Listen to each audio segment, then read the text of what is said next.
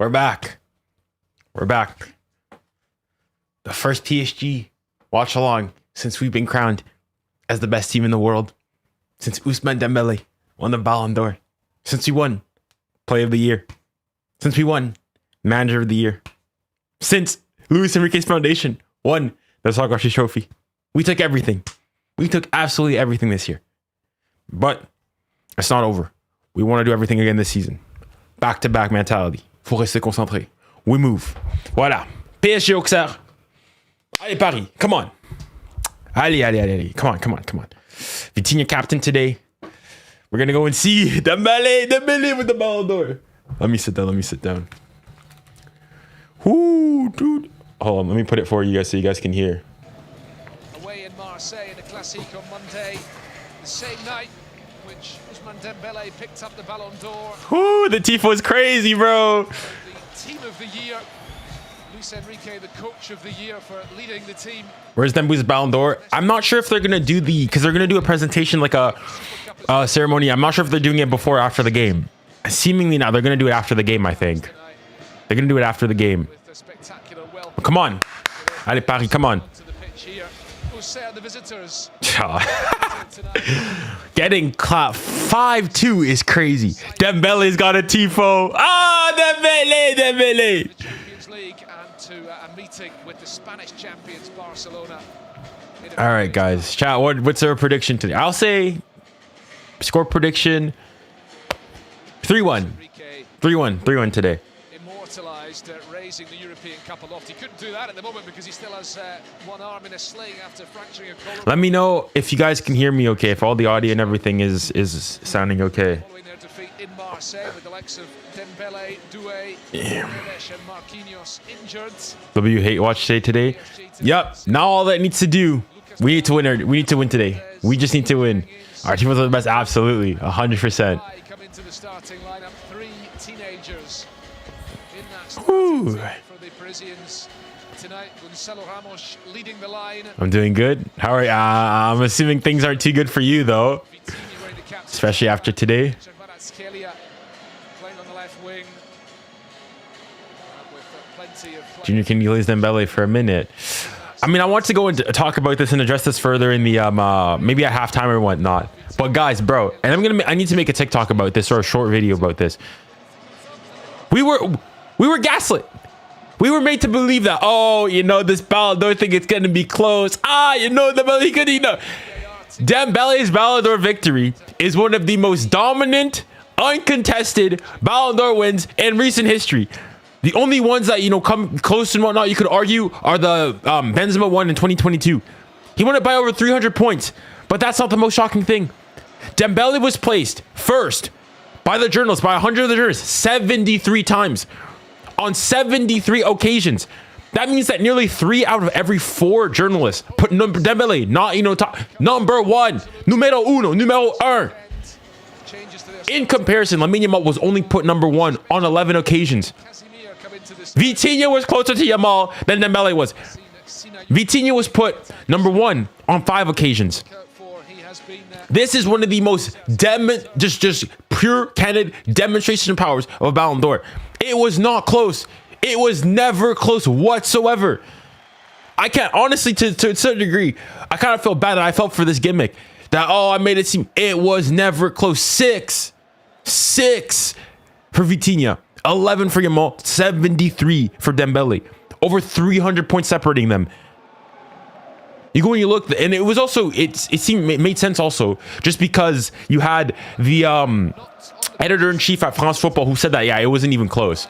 Like, it was a complete domination. He won in Europe, he won in Africa, he won in Asia, everywhere. So uncontested. Can't believe these Barca fans, these, you know, Mall Glazers, putting against team. It was never close. Never close. But let's go on. Let's move on the game. 𝙀𝙊𝘾𝘼𝘶 is in the stands. Allez, Paris. Barcola's on the bench. a magnificent last season. Oh, pour toi, Paris SG. On va se casser la voix. Here we go. Generational dog. But Kit, make sure you guys win tomorrow. Voila, you need to win tomorrow. Voilà. PSG, faut rester concentré. Win this game, we move. Come on. They return to action this evening here against Auxerre at the Parc des Princes, with the aim of getting back to winning ways. That Wow, why is my thing so choppy? table, and it will set them So- up nicely for the return to Champions League action in Barcelona in a few days' time. It's the kind of fixture that you expect Paris Saint-Germain to win comfortably enough. Auxerre have suffered 29 defeats in 68 top-flight meetings with PSG. Junior, you ready on Wednesday? Yeah, I'm ready. The thing is, though, like, all candidly, I feel like the game's lost a lot of its, like, 5 outings this how would I say, like, gusto at this point. seeing from Paris Saint-Germain straight away is a back three in possession. Like, at this point, both teams have a lot of injuries. 𝙀𝙢𝘖𝘾𝙄𝘼𝙎. Saw them play that way on Monday as well. Marquinhos, effectively the right back behind 𝙀𝙀𝘾𝘼𝙎 pushed on. Tucking But yeah. much of the game. Unlucky. Interesting formation. We have what, 3 teenagers? 3 or 2? Who we've got Mbai, we've got 𝙬𝙬𝘖𝘾𝙼𝙎, we've got 𝙬𝙬𝘾𝙼𝙎. Yeah, 3 teenagers. 3 PSG Academy players. Doesn't happen a lot. Scoring 35 goals in all competitions, playing such an important role. João Garcia, Firmino, and Rafinha. Gavi as well. PSG, Dembele's gone. Doué's gone. Who else? Marquinhos. João Neves. Central attacking player side, but absent again tonight. Hasn't played for his club since the win down in I don't know. For me, like, I'm a lot less hot on the game. I mean, listen, it's a big game, and maybe on the day I'll come back. But I think right now I'm still on the high of Dembele's Ballon d'Or, PSG winning Club of the Year, all the accolades that we went and took. Vitinha. Look at Rafinha. I thought he was nothing without Yamal. Oh, Rafinha. Bro, honestly, the more and more I look, like, Substitutes. listen, I Many of them come on, they'll be don't want to go and say it, but I was sort of proven right. all of them aged between Barcelona fans now are trying to cry, oh, Rafinha this, Rafinha that. Rafinha was not put number 1 on a single occasion. Not once. When you go back and you look, all of us, like, even in Brazil, he wasn't put it. 𝙀𝙀𝘾𝑝𝑖𝑎𝑛, the Korean. I think ultimately, yes, I think the propaganda. I don't know why. 𝙀𝙀𝘾𝑝𝑖𝑎𝑛 Kavara? Ah! goal. Oh, shucks. Just, opportunity. Like, I just don't understand how, especially given and seeing the fact that, like, most Barca fans were pushing Rafinha for most of the season last year. And then after the Inter tie, now everything changed around. And now you guys are crying, or not everyone, because some of them still are. But now they're crying, oh, Rafinha, how was he 5th? I'm like, buddy, you can't have your cake and eat it too. How are you surprised? The coach of Auxerre. I saw it coming from a mile away. In fact, I'm pretty surprised that he was still in the top 5. Another thing that I want to address also is all of a sudden this Vitinha hate. Like, Team from especially from people like, you guys don't watch Vitinha play week in, week out. They don't watch Vitinha play week in, week out. People are making it seem as though like Vitinha is like Jorginho in that, oh, he's only there because he won trophies. Yes, but Vitinha is also one of, if not the best midfielder in the world. Whether you want to put Pedri or him, well, for me, the gap between the two is not big. I'd probably still argue that, Pedri maybe is the more complete, better player, all things considered. But however, the gap between them is not, gargantuan, and they're good at different things.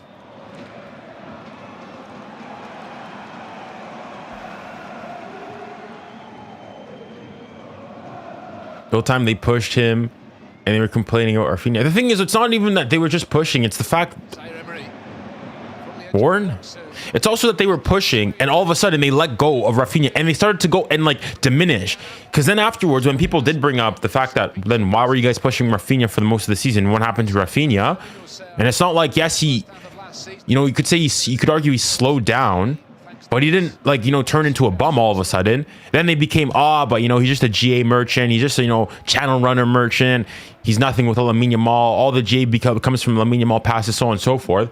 And so now it's like, well, okay, if that's the case, then I mean, 𝙀𝙪𝙀𝘾 is not your best player. Even though he won a Ligue player of the season, you could argue was a deserving candidate to win the Champions League player of the season. And now they're crying wolf, oh, why didn't we win it? It's like, it seems pretty obvious.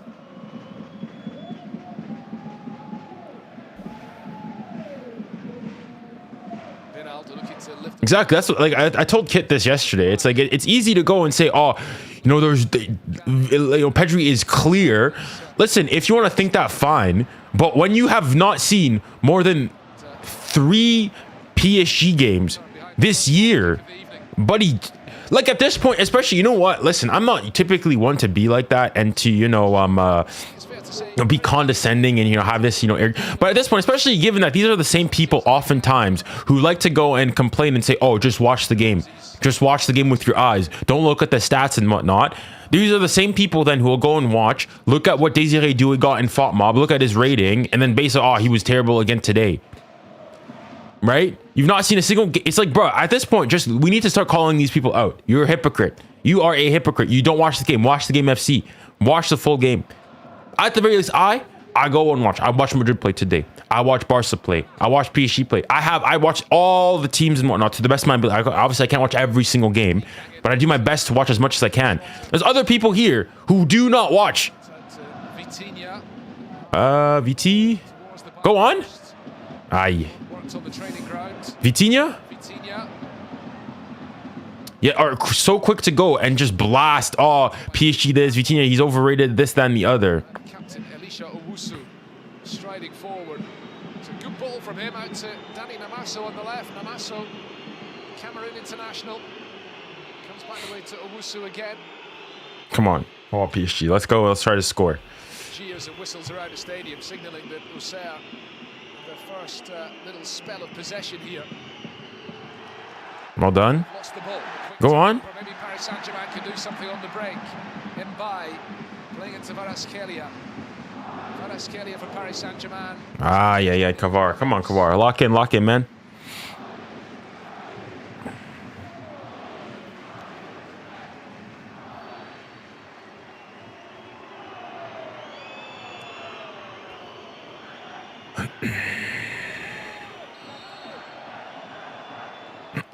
Foul on 𝙊𝙊𝘾𝑝𝑟. Given away by 𝙂𝙀𝑃𝑒𝑟𝑎𝑙𝑑𝑒, the Brazilian who is back from injury. Do you think Amorim should be? I mean, listen. I remember I had a really, you know, passionate conversation with our United fan. This was 2 years ago. This was after. I think this was before. Yeah, this was before the FA Cup final, which they ended up winning. And I was saying, bro, you need to sack him. I was saying they need to sack the manager then, bro. Amorim should have been sacked ages ago. Ages ago. Like, I mean, it keeps getting brought up at this point. I'm not sure it's even Ballon d'Or. 𝙬𝙬𝘾𝘼𝘋𝑼 Ballon d'Or. 𝙬𝙬𝘾𝘼𝑋 Ballon d'Or. 𝙬𝙬𝘾𝑼 Ballon. But they were saying that Graham Potter was sacked today, I believe, by West Ham. Graham Potter for West Ham has a better win percentage than Ruben Amorim. Yeah, United are, keep him. Like, at some points, like, the club has to have a standard. Like, I was sort of similar with, like, Luis Enrique and PSG last year. Listen, even when we were going through the rough patches, I was always like, okay, guys, we can't just, you know, start firing coaches. And so I understand it from that point of view. But also, we're PSG. If we got knocked out in the group phase, we get grouped. No playoff, nothing from the Champions League, buddy. I don't care what you need to go. Like, there are bare minimums that you cannot fall below. Dembele all smiles. The Dembele. unable to play tonight. Dembele. Oh, Dembele. Who is rested tonight. Ballon d'Or. 𝙬𝙬𝘾𝘼𝑋𝑼 Ballon d'Or. 𝙬𝙬𝘾𝘼𝑋𝑼 Ballon d'Or. 𝙬𝙬𝘾𝘼𝑋𝑼 Ballon d'Or. No. Well, hasn't yet, unless I missed it. Let me go to, I guess, Twitter, maybe. Maybe there they showed it, but I don't think he did. Paris Saint-Germain, by the way, just 3 defeats at home. in the league. Yeah, no, I don't see anything, so I don't think so. Against Nice, one of those more than 2 years ago now. The other two defeats, home against Toulouse in May last year, and against Nice late last season, both coming after they'd won the Ligue title. No, I'm seeing here, Active saying le vote de Sylvie journaliste là. So the Congo, voter for the Ballon d'Or voted. This was his top 5 for the Ballon d'Or. Dembele number 1, Hakimi number 2. There's a Barney. Well done. Oof, offside anyways. Dembele number 1, Hakimi number 2, 𝙀𝙬 number 3 for the Ballon d'Or. Rafinha number 4, Mbappe number 5. Voila, I love 𝙀𝙬 as much as the next person. 𝙀𝙬, for me, I wouldn't have put him in my top 10. Top 3 is crazy. But voila. The coach's behalf down in the technical area.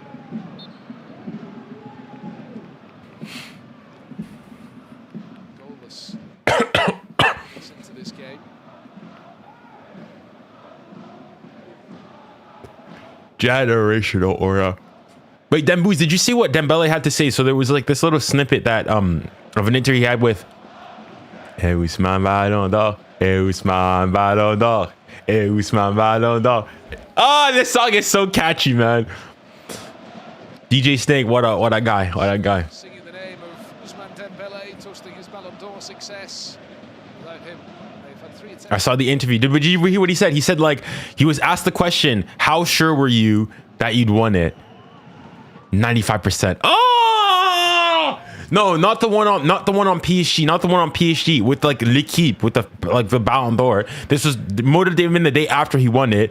He was asked like a bunch of like quick fire questions. It was on TikTok, and he was asked, how confident were you that you were gonna win it? He's like 95%. Oh, Dembele, Dembele. 1-0 Marseille, by the way.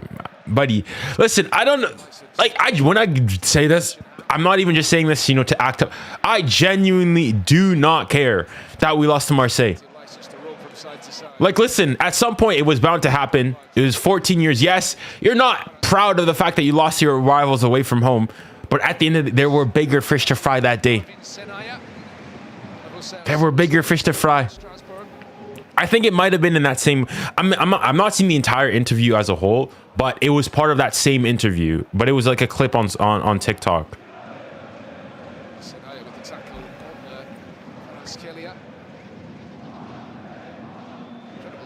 Dewey asked him, "Are you nervous?" He said, "No, it's already decided." Yeah, that Dewey was. He's like, "No stress." Ah, that's Dewey. When he was like, no stress. He's like, this is why I love you. Ah, 𝙀𝙬 Dembele, what a connection, man. 𝙀𝙬 Dembele Barcola. Les trois fantastiques. Les trois magnifiques.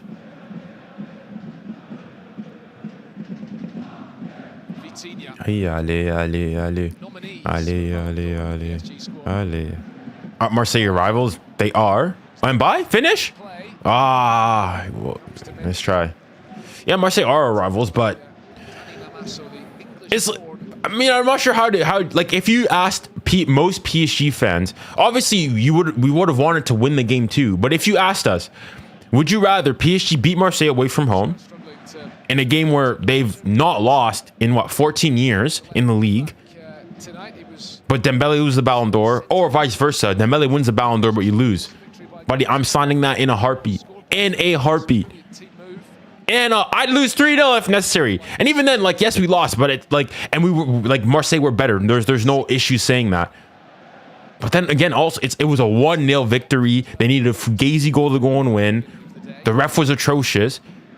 And like, again, Marseille was better. There's no excuse. We were not good enough, but they went and beat, a lowly matched PSG team. So hey, listen, congratulations to them. Congratulations to them. Went and celebrated like they won the Champions League. Voila. It just shows there are levels to this game, man. There are levels to this game.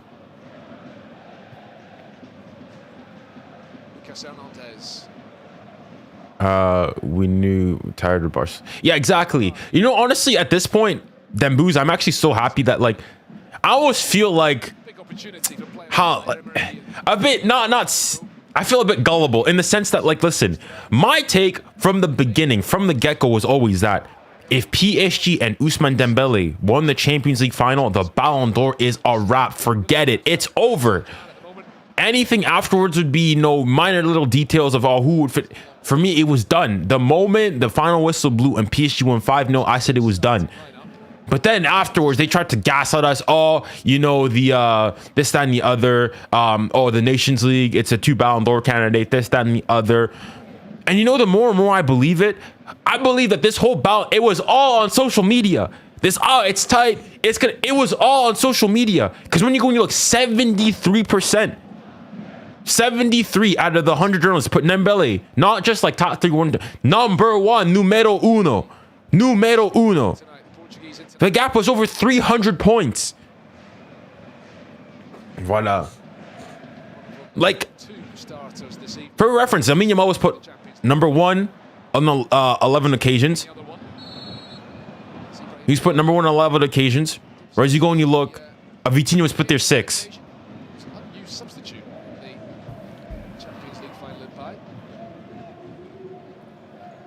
Well, I mean, there's no point congratulating me. But as Dembele said, it's the Ballon d'Or of the team. Play the long ball forward, possible for them to pass their way out from the back, and it was not the best kick really by Lyon, but got it to Namaso. Auxerre unable to build any possession. Jamal 9th in Egypt. I mean, I wouldn't have had him that low, but I think I would have had him like 6th. In my personal ranking was Dembele number 1, Hakimi number 2, Rafinha number 3, Vitinha number 4, 5. We would have 5. 5 Nuno Mendes. That's who I had number 5. So I put Vitinha a bit too low. But listen, overall, I'm happy. We're happy.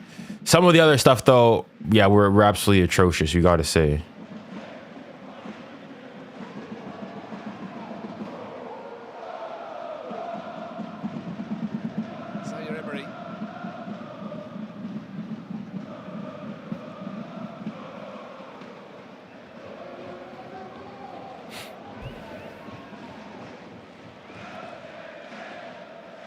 Yeah, this goalkeeper, I remember it was the game away at Auxerre. I mean, this guy, I think, yeah, that game he got a 10 out of 10 on L'Equipe. Generation performance by the keeper then.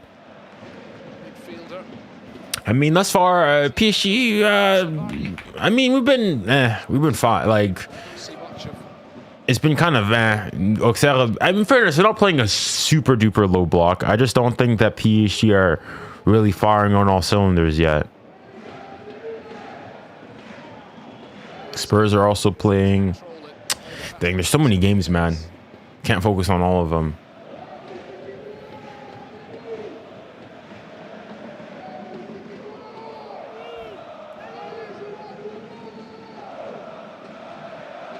To defeat PSG, just bring Chelsea. I mean, yeah, Chelsea, they beat us on that day. They had the better of us on that day. No issues. I mean, you're talking about Chelsea, lost to Bayern, we did lose to Brighton today.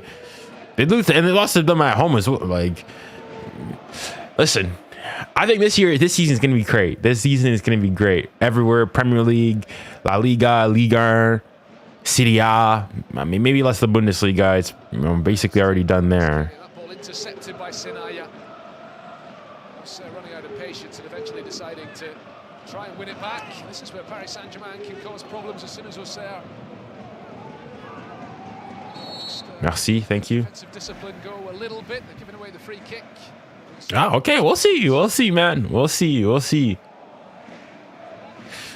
I think the issue with Madrid is that they've got this, like, the UCL gene, right? They're used to going, like, even in their, like, one of their worst seasons, right? They still went to a quarterfinal, and yes, they got, smacked up, played around with by Arsenal, but for most teams, getting to a quarterfinal is decent, right? That was as far as Barcelona had gotten in the last 10 years, bar this last season. Oh, okay, in last 10 years, yeah, with the exclusion of when they went to the semifinals against Liverpool in 18-19. As in, you go and you look before, the year before Madrid semifinals, they won it. So, yeah, finals and they won it. The year before that, semifinals, lost to City. The year before that, won it. The year before that would have been what year? Was that when Chelsea won it? But then the semifinals then. I think that was also semifinals. So you're talking about like 3-4 years of consistently getting to like the semifinals. So I think they could go again. We'll see, man. We'll see. We will see. Do you think Dembele will fall off after his Ballon d'Or win? As in, depends what you mean by as in, it will be really difficult for him to match what he did last season. I don't think he's gonna go from being, a Ballon d'Or winner to, a complete bust. Will he have reached the heights that he did last year? Difficult to say, but I mean, if he did it last year, what's to say that he can't do it? And it's not like he's, massively older or anything. Good ball in.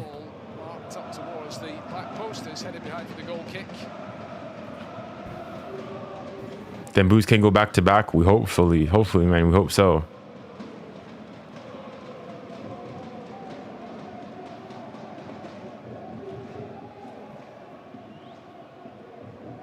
Up above the stadium, you can see the Eiffel Tower lit up in the distance in the Parisian darkness.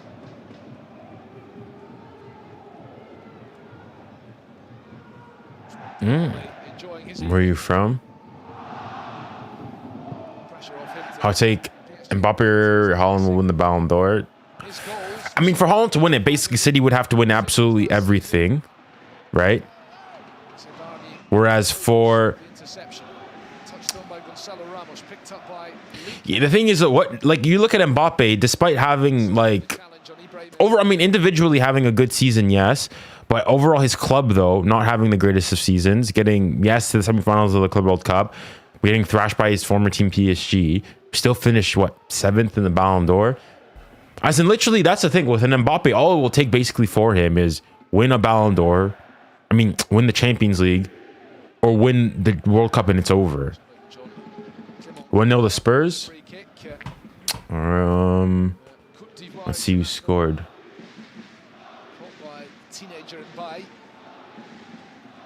Very fresh, 𝙋𝙊𝘾𝘼𝘖𝙎, just 17. It's the 6th time that he started a Ligue 1 game this evening, as we see the Auxerre substitutes.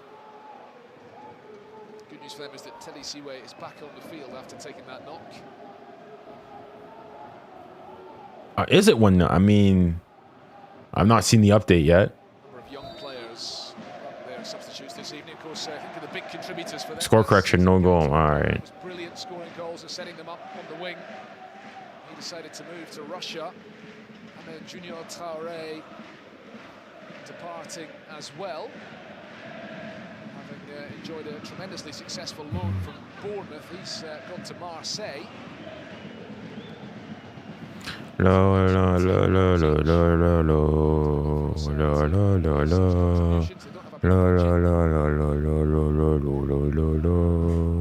Paris est chez.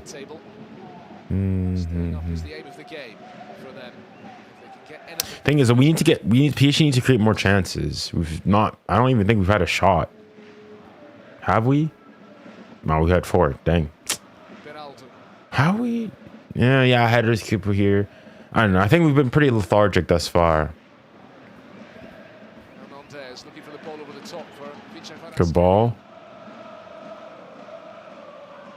Watched very closely by 𝙂𝙖𝙞𝙎. He's taken a knock. Raf, have a word, Raf. Ah. 𝙂𝙖𝙞𝙎 gets the game's first yellow card. Thank you, Raf.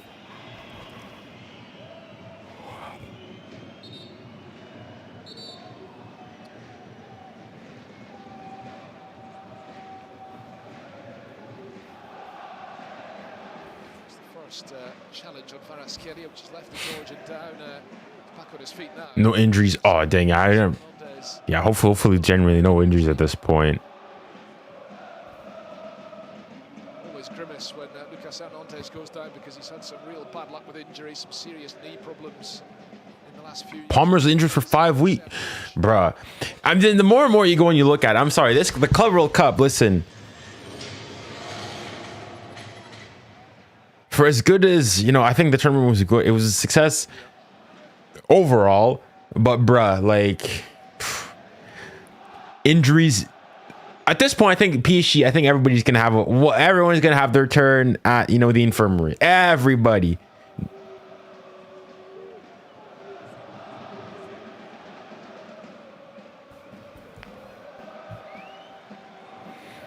Junior, the PSG versus Barca game we both have been anticipating for isn't all that when you think about it. Injuries ruined it. As in, even just for me, even outside of chance. Oh, what a ball. What a ball. What a ball. Come on. Even just for me, just more generally, like, I don't know. Now, maybe it's because, yeah, Dembele's not won the Ballon d'Or. I don't know. Like, it's... We're fine now. We're calm. I just think that, especially now, you go and you look at it. Even let's say like the worst case, Barcelona go and beat PSG, right? Obviously, I won't be happy and whatnot, but ultimately, as in, what will it say? It'll say that what at this point in the season right now, Barcelona will be better than PSG. No issues. That's fine. And maybe if you really want to extrapolate, and maybe if you extrapolate, you can go and say, oh, maybe it puts into doubt, like, oh, could they have beaten them in the final, this, that, and the other? Even though, listen, for me, I know it's going to have, if that were to happen, people are going to say that, but I was in, listen, at some point, if this game was played like, you know, a month or close to after the Champions League final had been played, fine. You're talking about a game that was played, this game in October, we have what? All of September, all of August, all of July, all of June, 4 months after, nearly a quarter of the year after the final was played, right? Picked up by 𝙎𝙊𝘾𝘼𝙎𝘾. So, but yeah, I just think that overall, I think Barcelona has a lot more to lose in this game than PSG do, right? Not that any team obviously wants to lose the game, but if Barca lose it, yeah. 𝙀𝙊𝘾𝘼𝙎𝙾, come on, man. Chance for Auxerre to do something here. 𝙬𝙣𝘾 needed an option, gets it from 𝙬𝙤𝙾𝘼𝘎 on the left. 𝙬𝙤𝙾𝘼𝘎 has played that ball straight out on the far side. Why would it be worse than Barca? Because if you go and you look, for PSG, if you go and you lose, as in, it won't change the fact that PSG, you know, still won the Champions League, still won the quadruple, still did everything they went and did. And on top of that, like, even that's why even like the Chelsea loss and whatnot, it didn't really put into question the entire PSG season because of what PSG did. Not even just on their way to the Club World Cup final, beating Atletico Madrid, smacking Atletico Madrid, beating Bayern, being 2 men down, beating Real Madrid, and obviously then losing to Chelsea. Not to mention everything they did in the Champions League. Beating Liverpool, beating Aston Villa, beating Arsenal, and then beating Inter Milan in the final in the fashion and the manner that they did. Whereas for Barca, if you go and you lose this, it sort of goes and says, well, like, as in, whoa, hey, doucement là. For as good as Barca were, it's sort of like, Challenged by 𝙭𝙾𝘼𝘋.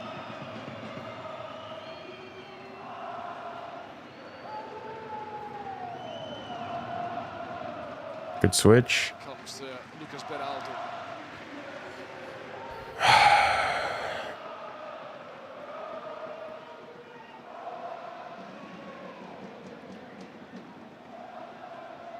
Oh, 100%, 100%, 100%. Generational hate watch. Touched by 𝙭𝙾𝘼𝑋. 𝙬𝙤𝘾𝘼𝑎 across the cover, gets it clear, but goes all the way back to Ilya Zabarny. Paris Saint-Germain, as expected, dominating possession almost completely. Oh, I thought I saw 93. I'm like, there's no way you have 93% possession, but no, it's 93% pass accuracy. Top scorer from last season, 𝙬𝙤𝘾𝘼𝑋. 56 goals between them in all. I'm surprised Barcola am I surprised that he's on the bench? I'm assuming he'll come on probably at 60th minute, get 30 minutes and whatnot. Top scorer in Ligue 1.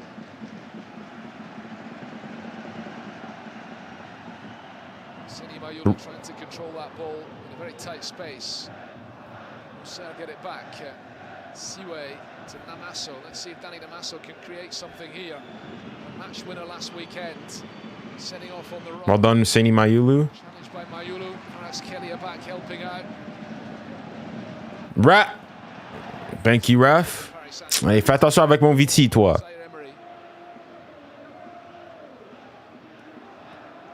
Go on turn.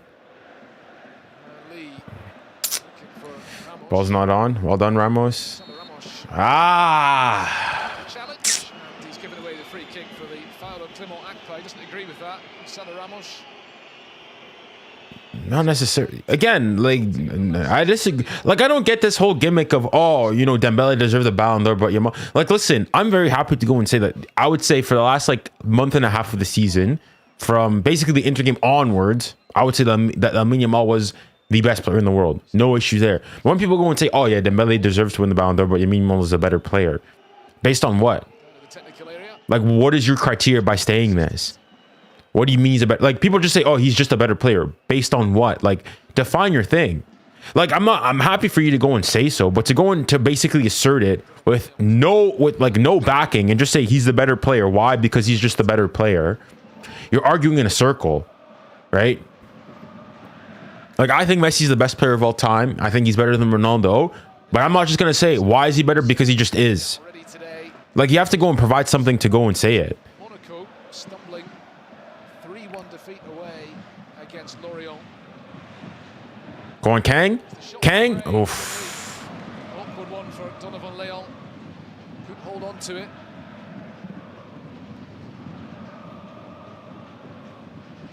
𝙬𝙀𝘾𝘼𝙎𝙏 back to goal. Kavar. Oh, Leon turns it behind. was that a save? What a bro, 𝙀𝙀𝘿𝘾𝘼𝙎, man. This guy's crazy, man. Great first touch. It's a great save, man. This keeper's crazy, man. There's one goal so far this season coming in the Champions League. Vitinha. Played short again. Vitinha for 𝙬𝙬𝘾𝑝𝑖𝑛𝑖. Vamos! Let's go! Ilya 𝙬𝙬𝘾𝑝𝑖𝑛𝑖. Vamos! First goal for PSG. Let's go! Pour Paris! Vamos! You know what that is? Vitinha assist. Vitinha assist. Vitinha is that guy. Vitinha is worthy of the top 3 Ballon d'Or, podium Ballon d'Or. For his new team. Finds the back of the net. Let's see, is he onside? That's my only issue. It's the 3rd career goal. Oh yeah, clearly onside. Club football for Ilya It's a good finish. Beautiful ball by Vitinha. Vamos Vitinha! Vamos Vitinha! War a player, man. War a player. Apply the finish. Beyond the reach of 𝙀𝙀𝘿𝘾𝘼𝙎. Yes, sir. Oui, monsieur. 𝙬𝙬𝘾𝑝𝑖𝑛𝑖 and satisfaction for Paris Saint-Germain, who've been looking for the chance to present itself in the first half an hour tonight, and they get the goal. Okay, I would say Dembele has better finishing. He's better collectively. He's better defensively. But at the press, has better in-game IQ. Is a more efficient, lethal finisher. Who's popped up to put them in front. So as in, you can go both ways. Theoretically, that will make the task. And even long-range stuff. I think it's more so that Dembele doesn't really attempt long-range shots. And you could almost use, like, Lamine Yamal, yes, he scores a lot of long range or goals from outside the box and long range. It's more so goals outside the box. As long range for me is like, beyond the D. A lot of his shots come from like a sort of similar general area. But it's also, Lamine Yamal also attempts a ridiculous amount of shots and is one of the most inefficient finishers in Europe. So, like, if you take over 100 shots, yeah, at some point you are going to go and score some. Dembele is not attempting, 3, 6, 7 shots a game routinely.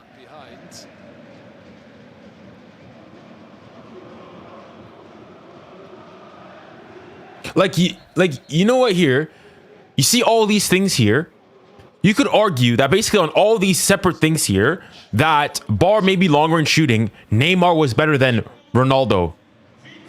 Oh! Vitinha is coming off. Whoa! Wait! Clearly been alerted to something here. Wait, why is he coming off? striker wearing the captain's armband tonight. Doesn't appear to be too hindered as he's moving. Wait, why is whoa! What? Qu'est-ce qui se passe? Why is he coming off? And that will likely just mean 𝙋𝙾𝘋𝙾 adopting his usual position in an attacking right back role, and 𝙀𝙊𝘾𝘾𝘖𝙗𝑎 Hey guys, please, stepping into central midfield. please. Vitinha Okay, he's going to the bench. He's not going straight to the on the bench. He's not going straight to the change room. S'il te plaît. Sure that he is okay to play against Barcelona in midweek. I hope this is just like. Fitness problem. It's obviously a concern of some sort. Please tell me it's like he's sick or something. Please do not be anything serious. S'il te plaît, les gars. S'il te plaît, please tell me it's nothing serious. One assist, he getting subbed off. I mean, talk about impact.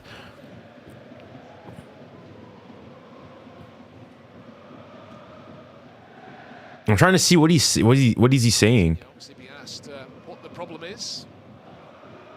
I have no idea what it is, man. Let's hope it's nothing serious. Doesn't look to be serious. Yeah, hopefully it's just, I don't know, he's sick or he's not feeling. Please let it not be an injury. See if 𝙀𝙀𝘋𝙾𝘼 can respond. 9 minutes of the first half remaining, plus stoppage time to come, of course.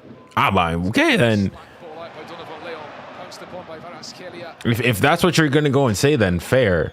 Basically, 𝙀𝙊𝘾𝘾𝘼 is a better player on the ball than Dembele. He's got a deeper bag. Well, I mean, I would like the gap between the two of them in terms of dribbling is not made up by the fact that Dembele is a much better finisher. In terms of playmaking, I mean, Dembele is also an excellent playmaker. In fact, in the Champions League, he's got more chances created and big chances created than Lamine Yamal.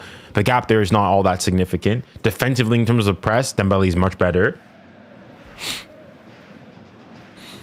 In terms of like in-game IQ, flexibility, tactical flexibility, Dembele is better. So like even when people go and say like this, listen, I'm happy, but like that's why I just define what you mean by that. Define your actual terms. The back of the net.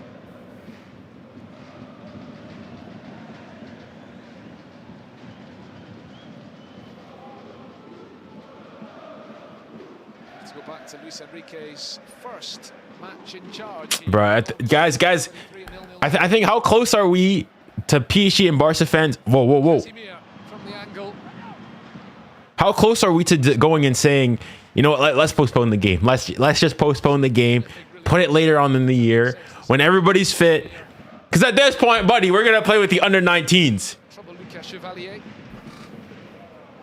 Like, yeah, just postpone the game, bro. Just postpone the... Like, I think, is it fair to say... Listen, I speak for myself on this one. Even if we were to go and beat Barca, obviously I'd be happy. But there'd be a bit of me which is like, yeah, but you didn't beat Barca. You beat... Barca. They're sick. They're not fully fit. Looking for 𝙀𝙀𝘾𝘾𝘼, and Ronaldo gets his head to that and will run behind. First corner of the game. Like, Finally, something to excite their travelling supporters who've sold out their section of the stadium. Corner kick is played short and early.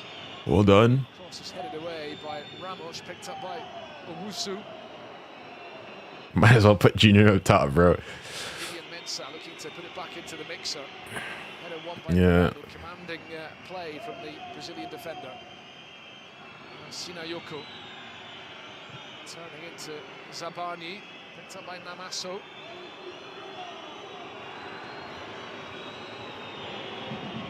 Nah, he got the ball. Down on the edge of the penalty box, the referee dismissing any appeals for a free kick. Well done, Mayulu. Well done, Mayulu.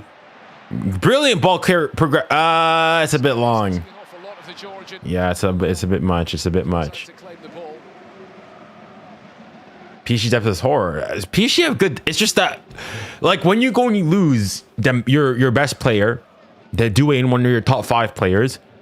Barco's coming back from an injury. João Neves coming back from an injury. Marquinhos, your captain's gone as well.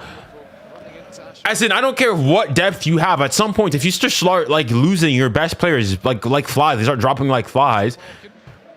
It doesn't matter what depth you have, you're gonna struggle. Like,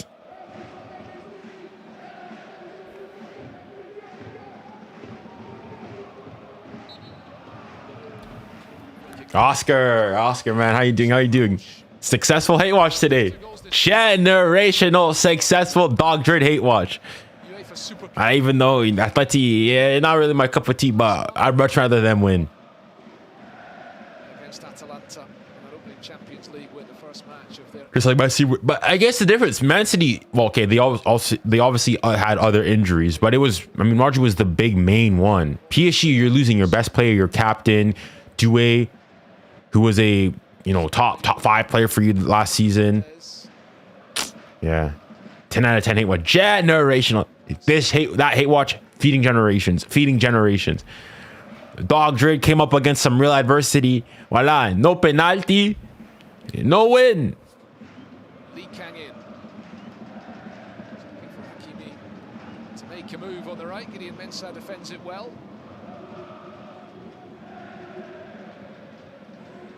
Foul, ref.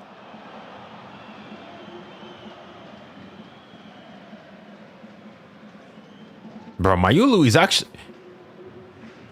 Yo, it's not talked about, but yo, 𝙬𝙀𝙀 is like really ambidextrous in terms of his... Wow. I don't mind that. He's so ambidextrous. What a player 𝙀𝙀𝘼 is, man. Collected by 𝙎𝙊𝘾𝙖𝙎𝙾. 𝙎𝙬𝘾𝙄𝑼𝑑 easily. 𝙎𝙬𝘾. Like Barca, but honestly, Barca's just the fans. Barca it's literally like I don't have anything. Madrid, it comes from the soul, man. It's metaphysical.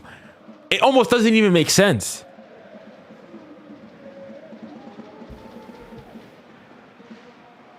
Junior, you and I both know Yamal swings Dembele when it comes to the footballing eye test, but Dembele does have the stats, I'll admit. But what's the eye test?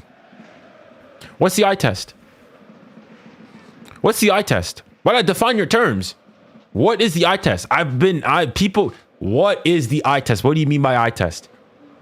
What is the dribbling? If you want to go and say that, then yeah, I'll probably go and say that yes, Lamine Yamal is a better dribbler. But stop making it seem as though Dembele is, some, bomb player with, with cement feet. Dembele, when he goes to dribble, Dembele is one of the best dribblers in the world. Dembele is one of the best dribblers in the world. So the gap between them, it's not, he doesn't smoke them. So again, but I just ask you, what is the eye test? What do you mean by the eye test? Is it just the dribbling? Is it that aspect? The eye candy, the shimmy, the drop of the shoulders, the step overs, is that what you mean? 𝙎𝙬𝘾𝙖𝙎, Ukraine, of course, in the same World Cup qualifying group as France, and France beating Ukraine 2-0. Ah, nice idea. Is Vitinha injured? I mean, he came off. He wasn't like limping or I didn't see anything at least. Let me go and check on, Twitter, but. France playing the World Cup qualifiers in this stadium rather than the Stade de France, the national stadium. 8 attempts on goal from PSG in the first half, none for the visitors. Maybe make a case that 𝙎𝙬𝘾𝙄𝑼𝙎. No, it's a foul. Attempt of sorts was a shot on goal, but it was really the ball played across the penalty box. Auxerre need to do a lot more if they are to come away with anything from tonight's match. Check. Maybe there's something. I think we're going to have 4 minutes of stoppage time added on. A number of breaks in play. Of course, we've had the substitution as well.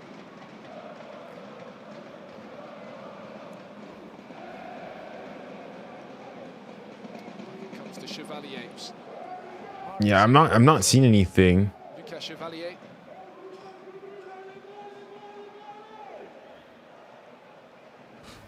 Sends it long towards 𝙀𝙀𝘼𝑖𝑋.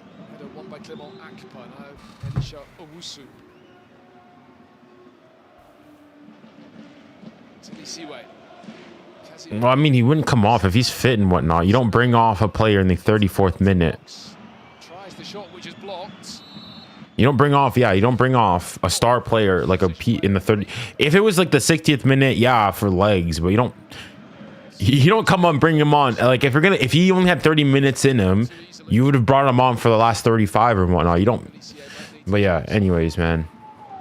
Auxerre coaches done a terrific job at Auxerre.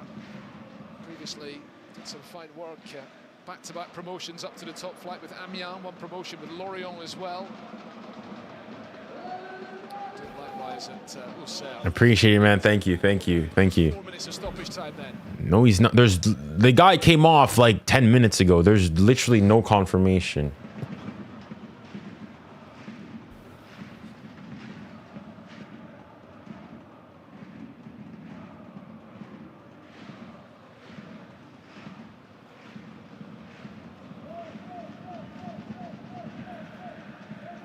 Checked.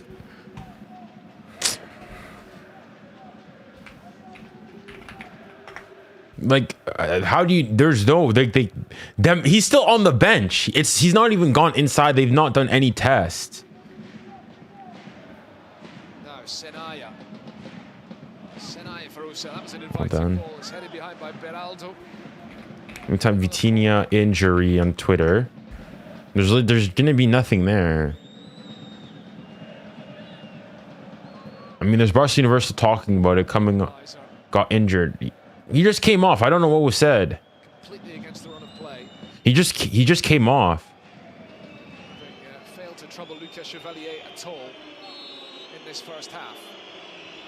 𝙎𝙊𝘾𝘼𝙎 delivering the corner. Picked up by 𝙀𝙬𝘼. Bro, the fact is, I've just typed this in. Most of these, the first one that comes up, Barca Universal. Second one, Fort Blaugrana. Third one, Touchline. Vision Blaugrana. FR Bar. Most of the fans commenting on this is Barca fans. Lovely touch on by him. Crazy. 𝙀𝙬𝘼 under pressure. 𝙀𝙬𝘼𝙎 remarkably. Like, listen, I mean, I've got no Barca. Vitinha got injured. He's not. Well, we don't know what if he's injured. He just came off. He just came off. Like he wasn't hobbling. There was no contact injury and whatnot. Maybe he was nursing something from before, but he's come off. But he's still on the bench now. So we have no idea. He just came off. He got an assist in the 34th minute and came off right afterwards. Casimir's corner. By the head of 𝙎𝙊𝘾𝘼𝘎, still alive. It's helped away by 𝙎𝙬𝘾𝘼𝘎. Side flag comes up. No. Bit of promise. But at this point, bro, like at this point, we're gonna be playing the under-19s. I think at this point, you know, PSG and Barca fans need to go sign a petition, say, please, for the good of football, postpone the game. Why not play it 2 months from now when everybody's fit and healthy, so we can really have the test. Vitinha's gonna be gone. Next thing you know, Pedri gets injured. Bruh, you're gonna have Luis Enrique and Hansi Flick on the pitch by the end of it. Dis donc.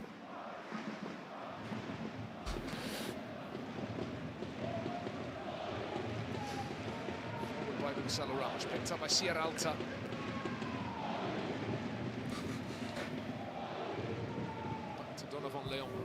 Why postpone or move it? Move the date of it. Reschedule the game. Collected by 𝙀𝙀𝘾𝘼𝑎𝑛𝑔𝑖𝑛.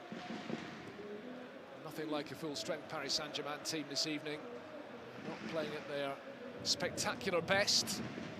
Shocker. The lead. I mean, my prediction is 3-1. My prediction is 3-1.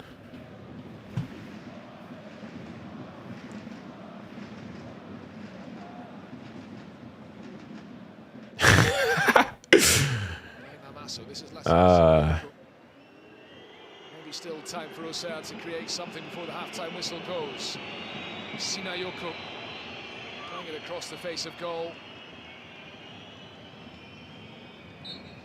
Collecting it. That's half time. Brings the whistle to his mouth and brings an end to the first half. 𝙎𝙊𝘾𝑼𝑎𝑛𝑔𝑖𝑛's first goal. 𝙎𝙊𝘾𝑼𝑎𝑛𝑔𝑖𝑛 is the difference in this PSG Auxerre game. Honestly, this is a just typical PSG versus some average Ligue 1 team.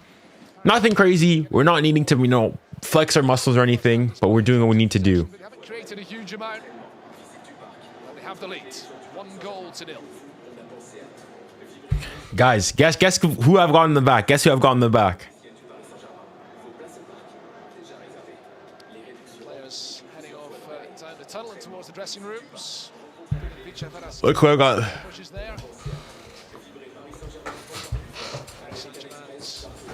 𝙋𝙊𝘾𝘼𝙎𝙏, the sporting director, effectively. We're going to get some reaction from the players. 𝙂𝙂𝙾𝑖𝙖𝙗𝑎. Dembélé. You're in front, but it's difficult for you to find spaces and create danger. Trying to find spaces. It's 1-0. He might. I don't think he'll start. I don't think he'll start. Remain solid at the back and keep trying to score goals. 17-year-old. Oh, this guy was gasping for air, man. Junior, we can both agree Dembélé is one of the best dribblers in the world, but pure footballing ability, 𝙂𝙂𝘾𝑝 is better. Nothing against Dembélé, he's a world-class player. Okay, yeah, so if you're talking about like in terms of dribbling and whatnot and that aspect, sure. But number one, I don't think you said he smokes him. As though like there's like he can't even talk to him. Dembélé was a generational talent when he came out as well, and even so, because if somebody's better on pure footballing ability, right, does not make him better overall though. People like 𝙊𝙊𝘾𝘼𝙎𝙏 Ben Arfa on pure footballing ability were probably better than a 𝙬𝙧𝙦𝙀𝙧 Henry, but he's not better than him. Or Karim Benzema, but he's not better than him, right? As in, that's the issue. Like,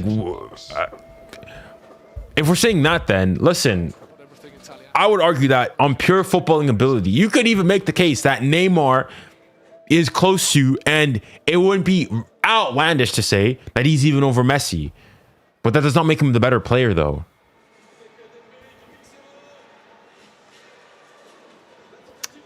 But yeah.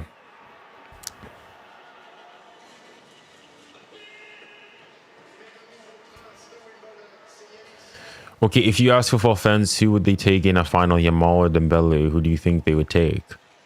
Well, I mean, if you take last year's Dembélé, probably, I mean, the Dembélé. As in, I don't get the hype with that. It depends which football fan, depends what team they're on and whatnot. Like, I mean, again, if that's what you think, that's fine. But like, I'd say Dembélé. If you're going to look at, you know, for PSG, scored in the 𝙀𝙀𝘾𝘼𝙎𝙏 final, was impactful in the Coupe de France final, got 2 assists, had a generational Champions League final, even though it wasn't talked about all that much.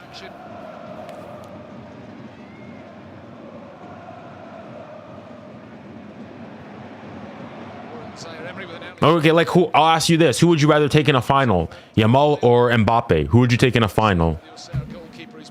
In a final, 𝙂𝙂𝘾 or Mbappe? Beginning of last season. Ball breaking here for 𝙬𝙪𝙾𝙼𝘾𝙼𝙎. Eager to make an impression tonight. 𝙬𝙪𝙾𝙼𝙾𝙼 getting down low to thwart his attempt, which really was a shot from Ramos.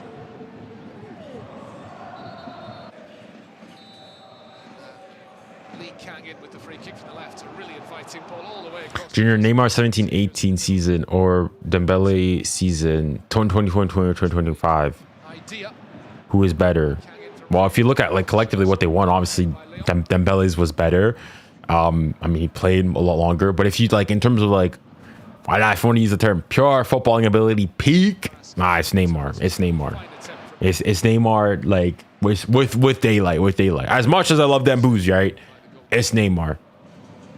It's Neymar. 17-18 Neymar. I am saying this from what I was able to like see, witnessed week in, week out. Voila. From what I saw, obviously, is the greatest peak of a football I've ever seen. Like that I was able to go and see week in, week out.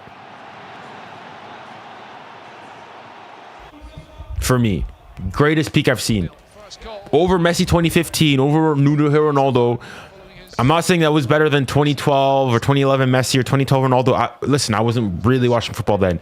But 17-18 Neymar, generational player. Generational player.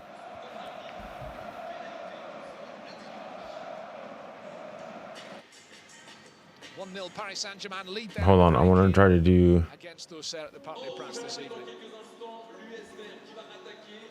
See some more statistics from the half, a half dominated. All right, hold on, let me go and let's have a look at Twitter then.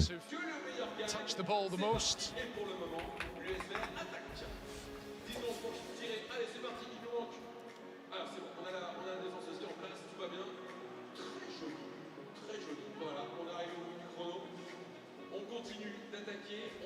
Let's have a look at Twitter. Le rapport 𝙀𝙬𝘼𝙋 invité par le PSG pour célébrer le Ballon d'Or 𝙀𝙊𝘾𝘼𝙎𝙏 au Parc des Princes. Okay. Le rôle du journaliste. So this is how Vincent Garcia, the head of France football, voted for the Ballon d'Or. Dembélé number 1, Yamal number 2, Hakimi number 3, Rafinha number 4, Donnarumma number 5, Vitinha number 6, Salah number 7, and Mbappe number 8. Guys, in fairness,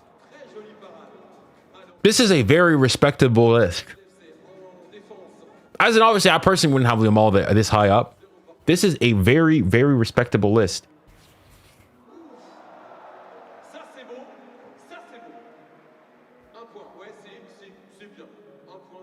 How is this voted? What? Copa Trophy with 15 points. How is this thing voted upon? Yikes. Or was it voted by previous Ballon d'Or winners? Yeah, there's not many. Donnarumma 5. As in, I wouldn't have him that high, but like overall, though, you could say our Donnarumma's importance and whatnot. This is a pretty reasonable list, I'd say. This is what PSG had to say.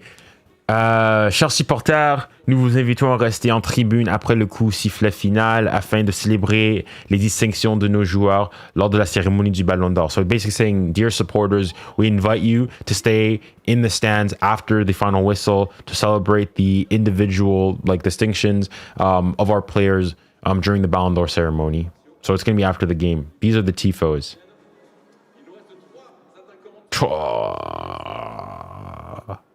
Dembélé, what a player. What a player, man.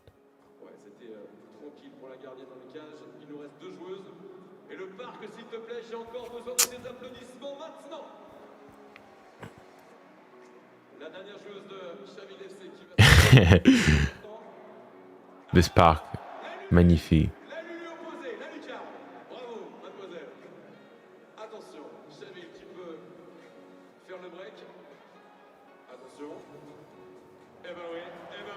So in Africa, 14 out of 22 countries placed Dembélé in first place. Angola, Benin, Burkina Faso, Cameroon, Cape Verde, Ivory Coast, Côte d'Ivoire, Ghana, Guinea, Mali, which is where he's from. He's got origins from there. Nigeria, Uganda, RD Congo, Senegal, which is he's also got roots from. Zambia. Very good.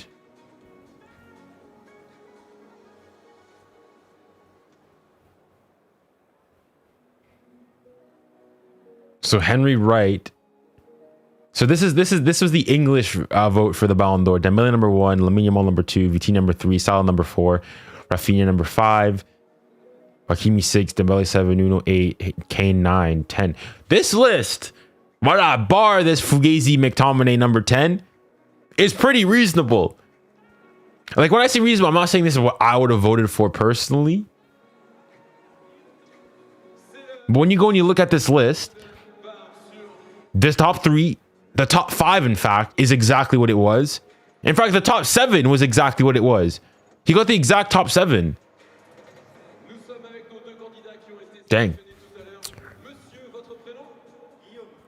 And he got Nuno Mendes' place off by 1. Nuno Mendes finished 9th. And Cole Palmer was in 8th. And then Donnarumma was 10. Very impressive.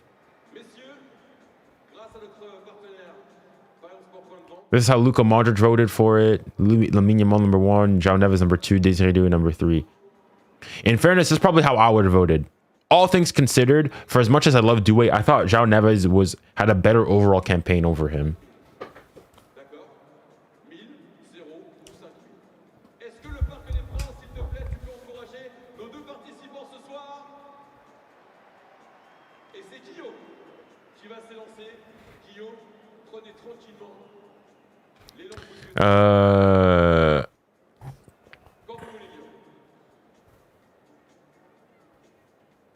Yeah, he got some. I have no idea. Like, I'm trying to search up here. If I go in to look up, like Vitinha injury, all that's gonna come is it's just gonna say that he came off. Like, it's rival watch. There's no information as of right now. It's not clear what's wrong with Vitinha, but walked off in the 34th minute. Is surely not a good sign. There's literally nothing else there.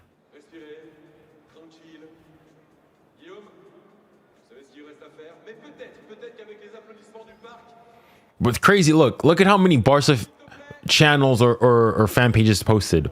Barca Universal 1. 4 Blaugrana 2. Vision Blaugrana 3. Barca Buzz 4. FR Barca 5. This is just in a few bits here. Cooler's News 6. As in, of all of these,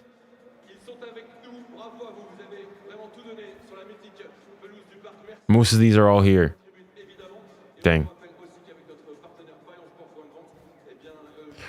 Junior, join my live. I can't join your live because I'm already live on TikTok. And if I go live, you can't live and then join somebody else's live concurrently. Especially with the way I'm live streaming right now. There's no way we can just hurt, dude. I think he ultimately, I don't know what it was. Like, unless he was nursing something from before, or maybe he's just, I think what it might be is he's just not trying to, whatchamacallit. I think maybe he had a little something before, but, he can't, like, and it was just, like, he was doing it provisionally.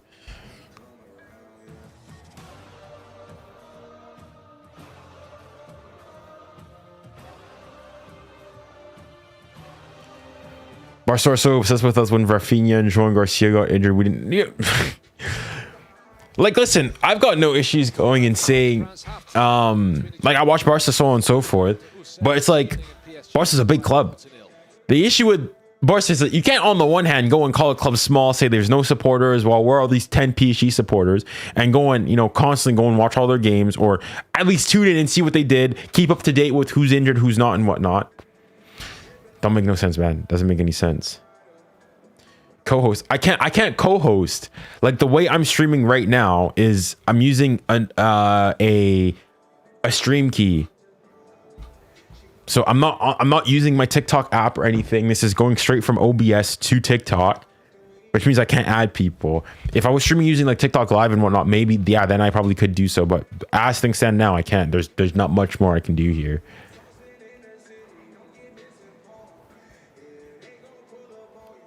Dang. Even here, Barca Sport, Actuality Barca.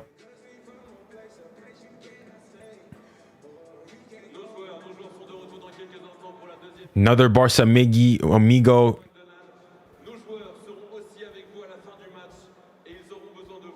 Dang. We're just getting a sense of Auxerre's defensive unit and what they're having to do off the ball just to try and shut down. Again here. Saint-Germain tonight, make it difficult for the home team to break them down. Of course, PSG eventually getting the goal, 2 versus 1 there, leaving Vitinha free on the edge of the box. And his ball into the area, finished off by 𝙎𝙬𝘖𝘖𝑗𝑎𝑏𝑎𝑟𝑛𝑖. And that is what makes it 1-0 at the moment.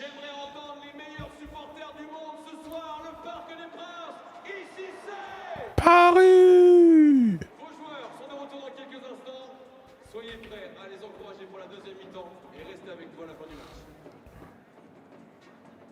Paris.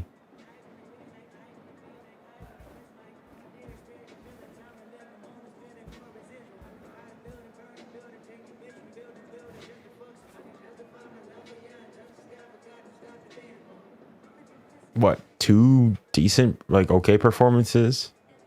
And even, hold on. Like, I need to go see something here. I feel like there's been a rewriting of history. Paris Saint-Germain players about to re-emerge then for the second half. Bro, I don't know why my computer, it is so slow. One substitution, of course, in the first half with How is this thing taking so long to load? captain for this evening making way for 𝙬𝙖𝘋𝘼 𝘋𝙬𝘋𝑖, the usual skipper 𝙬𝙖𝑃, the club's all-time record appearance maker. I want to have a look at this game. Picked up at the end of the game in Marseille on Monday. 8.2, as in, that's good. But let's see what he did. Marcus Rashford completed the most dribbles with 4. Marcus Rashford completed the most chances with 4. Got 1 assist, 2 shots, dribbles, shots on target 2 for 2, 4 of 9. Like, this is a good, but People make it seem as though this guy just terrorized us. And then United. Just spreading the minutes around as well. The Auxerre change. You know, I won't be able to see it, but anyways. 𝙋𝙊𝘾𝘼𝘎𝘾𝘼 coming on. That's one of the 3 centre backs being replaced. 𝙎𝙊𝘾𝘾𝘼 is coming on. Clearly a change in Interesting. coming up for Auxerre and for Paris Saint-Germain. 𝙊𝙾𝘾𝘼𝘾𝑝𝑟𝑖𝑠 is the player making way. On occasion, when the time calls for it, I watch hockey. Also I'm Canadian, so I've got my local hockey team that I go and watch. When I mean, if like I don't need to sleep or whatnot. But yeah. Going so scored. See the Man United game. He only scored. As in, the thing is, I didn't even watch. So that the second game against United that year, funnily enough, like I didn't watch the full game. I only watched the last couple minutes of it because I had school the next day and I need to go. I think I had a test or something. Getting underway in the second half. Why is he kicking it there? 𝙀𝙀𝘖𝘾𝘖𝑼𝙖 putting it straight out for a goal kick. I think he got that one wrong. The usual tactic for PSG. Yeah, it's for a corner. Ball right into the corner. I mean, what I think we need to practice long balls there. Deep inside their own half and apply pressure immediately. That's not quite what 𝙀𝙀𝘾𝘖𝘾𝑖𝑛 managed to do there. Confirmation of the change. Bradley Barcola, French international winger, on for 𝙊𝙾𝘾𝑖𝑚𝑖𝑟𝑎𝑡 Ah, Kovár is off. I think that's more so just. This is a long way away from being Paris Saint-Germain's first choice team. Somebody support him. Tonight, both have already been replaced. Auxerre themselves making a half-time substitution. Defender off and a striker on, and that would signal more of an attacking intent from them. The game might open up as a result.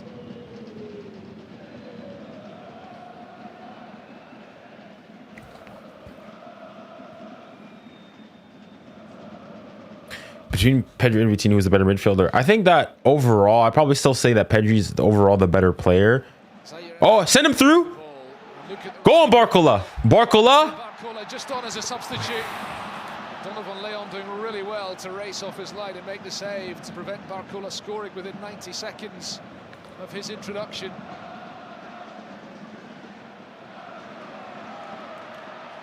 Hakimi, they come again here. Gonzalo Ramos. Ramos, play him through, man. 𝙤𝙤𝘾𝘼𝘋 made the run ahead of him. Oh, bro, this Gonzalo Ramos, man. Like, he's good off the bench, but in terms of the play, oh my God, stop, man. The visitors at the other end. 𝙤𝙤𝘾𝑖𝑚𝑖𝑟𝑎𝑡. No. The ball through to 𝙤𝙤𝘾𝑼𝑟𝑎𝑡, the substitute from the angle into the side. Well done, good goalkeeping, and he's offside anyways. Signed on loan from Strasbourg late in the summer transfer window. I mean, it needs improving. I mean, you're still talking about a player who got what, like 20. Brilliant run from Barcola. That's what he loves to do. Yeah, he took a bad touch. He took a bad touch there. Middle of the attack. He's too nonchalant. Bit of real penetration. Ah, Barcola. 𝙤𝙤𝘾𝑖𝑟𝑎𝑡 is off. No Dembele, no 𝙤𝙤𝘾𝑝𝑟𝑖𝑠. Really? Oh my. I'm not even watching the game, man. Bro, Spurs, we need to lock in, man. As well. Are you enjoying this game? I mean, it's a fine game. It's like, it's just like, like overall the game, it's like a 5 out of 10. Nothing crazy. Nothing crazy. Not really suffering. Not playing great either. But granted, obviously, given the circumstances, is not, you know, crazy either. Or Kovár. I mean, Kovár just came off. I don't think he was injured. I think that's just, you want him fit for the game against Barca.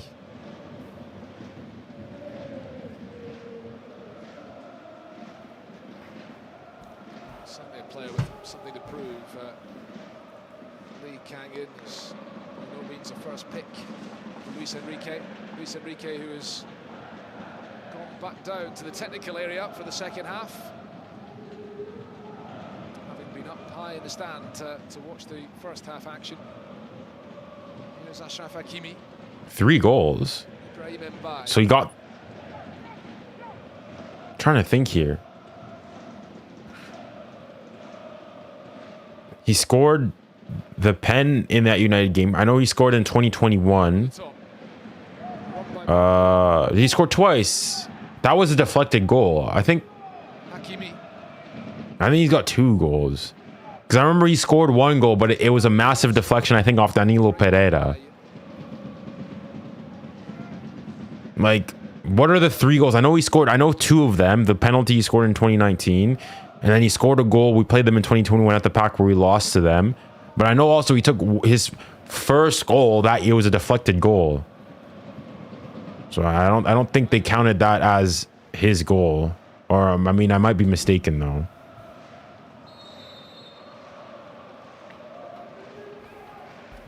𝙀𝙀𝘼𝙋𝙏𝘼𝙎𝙏, by the way, has played 90 minutes in Ligue 1 just twice in the calendar year. PSG versus... Let me try to find that game.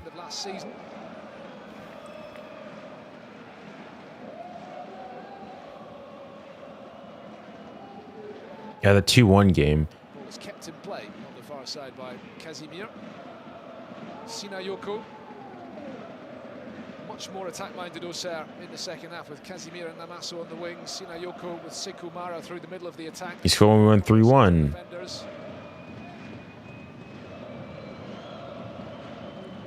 He did. All right, so those are the 3. I mean, I guess. 4th of the game for them.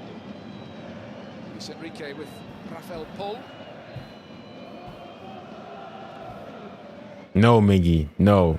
As in, the videos I posted on my channel were Dembele's cousin lifting it in, you know, another adjacent ceremony. Back to Mensah.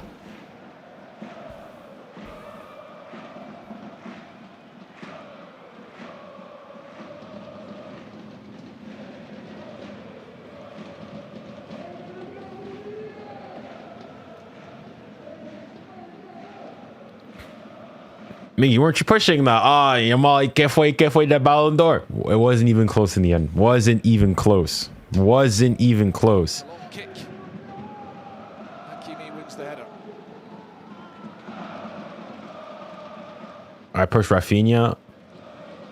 I mean, fortunately for you Barca fans, I mean, you like all the propaganda.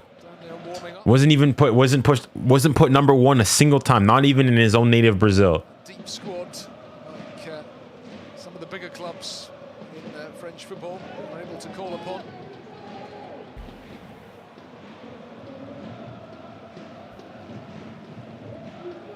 Fullback Frédéric 𝙀𝙀𝘋𝙀𝑒𝑟𝑑 suspended tonight after being red-carded last weekend. 1-0 win against Toulouse, which was just their 2nd win of the season.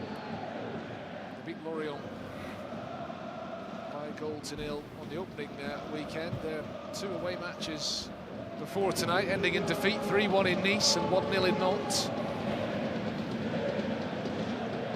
Zabarni to Beraldo. Lucas Hernandez.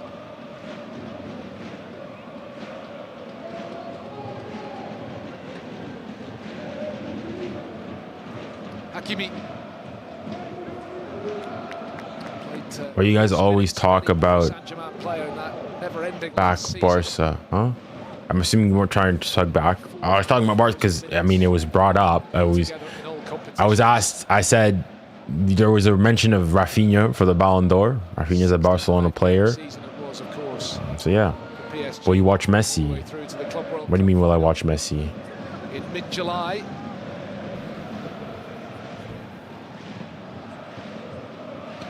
I don't think it wasn't propaganda, because if it was, why was Pedri 11th? No, I'm saying the reason he was is because you guys didn't push Pedri, or you did, but for a very brief period of time. Like, the fact is that you go and you look, and that it was Barcelona. I mean, not officially, but it was always. Well up against Namasso. Here's 𝙀𝙬𝘼𝑋𝙀𝑚𝑖, the teenager. No. Oh my Ramos! But it did take a deflection on its way through.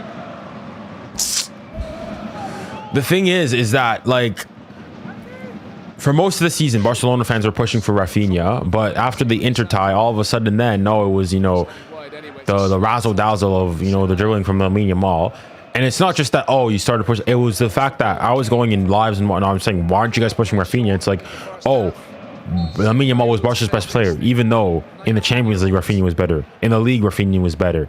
But you guys said, nah, no. Woo! Vamos! 2-0. 2-0. 2-0. Both our center backs scored today. All right. I said 3-1 was my prediction. Let's try to make it 3-0. Once again, the goal coming. Another center back. Short corner routine. In the absence of the skipper 𝙋𝙊𝘾𝘼𝙎𝙏 tonight is another Brazilian centre back stepping up. Who got the assist this time around? Is that 𝙋𝙊𝘾𝘾𝘼? Brilliant ball. 𝙀𝙪𝙨𝙾𝙀 with a header. First goal of the season for him. Brilliant goal by Beraldo. Fourth goal as a Paris Saint-Germain player altogether. 4 for the number 4. Paris Saint-Germain 2, Auxerre 0. All right, we're sitting comfortable. We're sitting comfortable. You see that moves? Voila. You see, this is what we love. You see all the big teams, your Athletes, Real, Liverpool, Chelsea. Ah, they all play before us. We just come, we play our game, tranquillement, get a cheeky win, cheeky dub, celebrate that 𝙋𝙊𝘿𝘾𝘼𝙎𝙏 Ballon d'Or, and we go and we prepare for the Barca game. No special effects, nothing. But yeah. I love Rafinha, but Yamal was Barca's X factor, and in the Inter game says it all.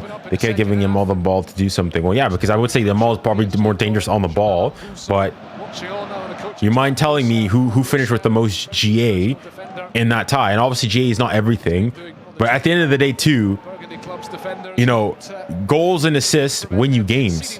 Dribbling doesn't, right? For all that, goals and assists win you games, not, you know, nice dribbling.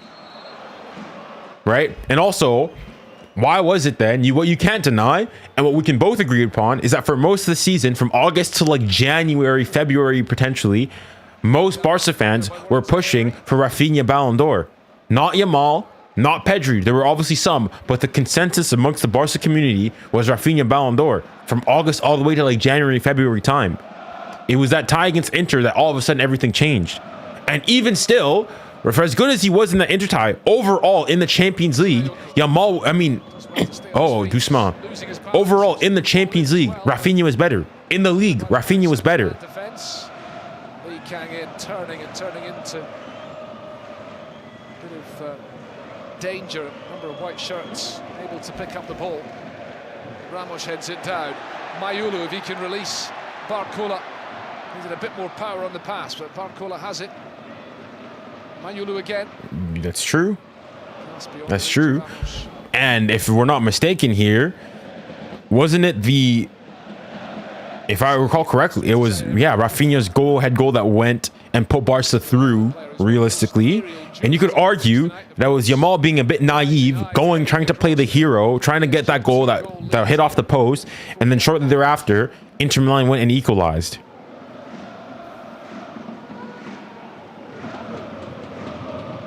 Like, listen, I'm listen carefully to what I'm saying here. Ah, come on, Kang. Hold on. Field to 𝙀𝙀𝙀 for the shot. Cracks one off the upright. Superb hit by Kevin 𝙀𝙀𝙀. It's come out to 𝙀𝙀𝘾𝑼𝑗𝑎𝑏. 𝙀𝙀𝘾𝑼𝑗𝑎𝑏 on the turn into the side netting. Well, that's much better. Dang, that was good by Auxerre. That was but as I was saying, I think low-key, listen, Lamine Yamal was excellent against Inter. Very good performance. You know, if one for the history books. However, I think that low-key, that tie is like, people overrate it. It was a great tie and whatnot, but people overrate it.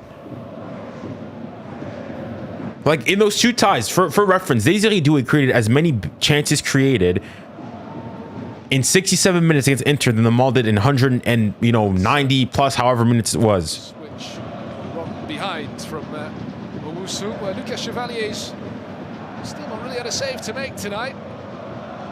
Auxerre nearly got a goal back, and this was Elisha Owusu. Junior, I agree, but do you even reach the semis and come back against Inter without Yamal? in the spotlight because let's say exactly what you did, Junior. I agree, but do we even reach the semis and come back against Inter without Rafinha? Because do you mind telling me who passed the ball for the equalizing goal in the Inter game for the Ferran Torres goal?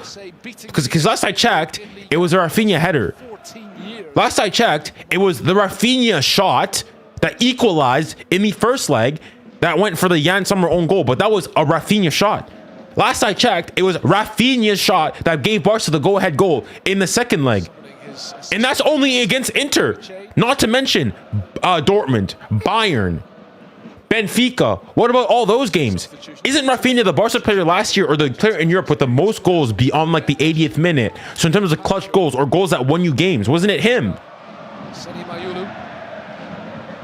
You see, this is what I go and mean is that like there are things to come back and to talking about the first goal. Okay, but what about the equalizing goal? Like, yes, you can score the first goal, but the goal to equalize things to bring you back into there, wasn't that Rafinha? Like, that's what I'm saying, guys. Every time with Rafinha, you guys always downplay it. Oh, but it's not all that serious. You downplay it. Sinayoku trying to touch it back away, and the free kick given against 𝙬𝙬𝘋𝙬𝘾𝙼𝙎. Yamal's performance was like it was very good, a one to remember. But as in, people make it seem as though like this is the greatest ever performance seen in a Champions League game. A bit of a problem. Like, you see what I mean?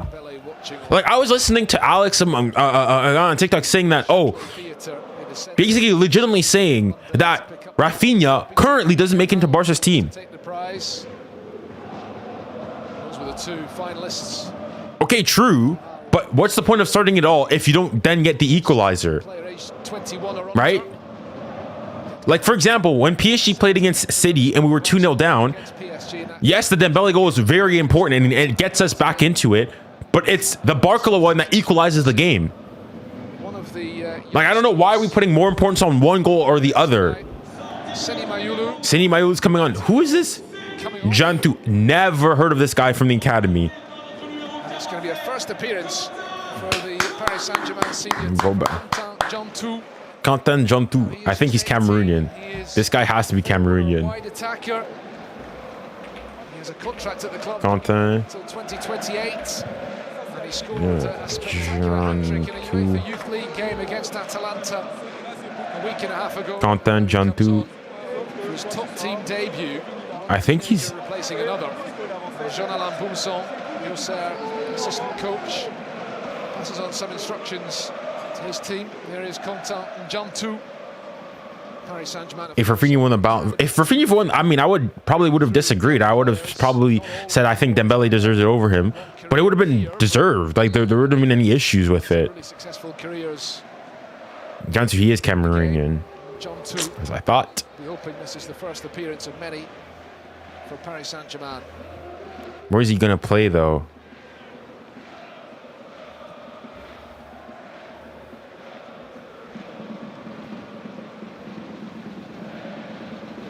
I mean, he was below par, but I mean, you're still talking about a player. He gets you your go-ahead goal, the goal that should have put you through. Like, this is what I mean. Like, it's stuff like this, these discussions that just perfectly show why Rafinha finished 5th. Pretty quickly. It's specifically discussions like this. Like, I don't understand, Foul. I don't understand how you guys are discussing this and then you guys are shocked that, oh, Rafinha finished 5th. It's a disgrace. It's because you guys are talking like this. I think you're undermining how important Yamal is to Barca, but the equalizers don't come without you. Okay, true, but if Rafinha doesn't score, like, I can't believe I'm having to defend a Barca player here. Do you not agree? Do you agree, yes or no, that for most of the season last year, Rafinha, by the Barca community, was the candidate and was the favorite candidate for the Ballon d'Or from August till January? Just answer me that. Riddle me that. Is what I'm saying correct or incorrect? It's beautifully done. Man, I disagree. And I disagree. Oh my God. Ramos needs to leave, man. Ramos needs to leave. Not at all impressed with that by Gonzalo Ramos. Sekou Mara for Auxerre. Good challenge. Ńkana, bien joué, très bien joué. Ńkana, très très bien joué. Down and the referee is stopping the play. Kumara. Yeah, okay, and even after, so you yourselves are going saying that for most of the season, Raphinha was a better player, right? And especially funny that a lot of Barca fans were trying to go and use the thing of, oh, with Dembele, you know, he's only good from January onwards, right? But for most of the season, you guys would admit that Raphinha was your better player. Stealing away from his marker to head in. Ramos can't play. Yeah, Ramos at this point, just cut your losses, man. Can you? What was your question? What was your question? 𝙀𝙀 just been down, taking a knock. Now, 𝙀𝙀, of course, another defender being replaced here by a midfielder or wide player in 𝙀𝙀. Yeah, so he was, right? And it's not like, yes, he wasn't as good as he was before, but he didn't like have a generational fall off either. To play as one of the three centre backs, and here is 𝙀𝙀. Just off the bench. He didn't have a generational fall off. A junior, can you tell me why 𝙀𝙀 always has subpar bad performances in League, but he's one of the best players in the winners in the Champions League? I think, well, I mean, he's had good performances in Ligue 1, but I just think that like many players, when the level of play, when it intensifies, you typically tend to get better. So it's nothing new what's going on here. But also I think, I mean, today he didn't do much, and he was fine today. He didn't do anything crazy. I just think he's like saving himself for the game against Barca.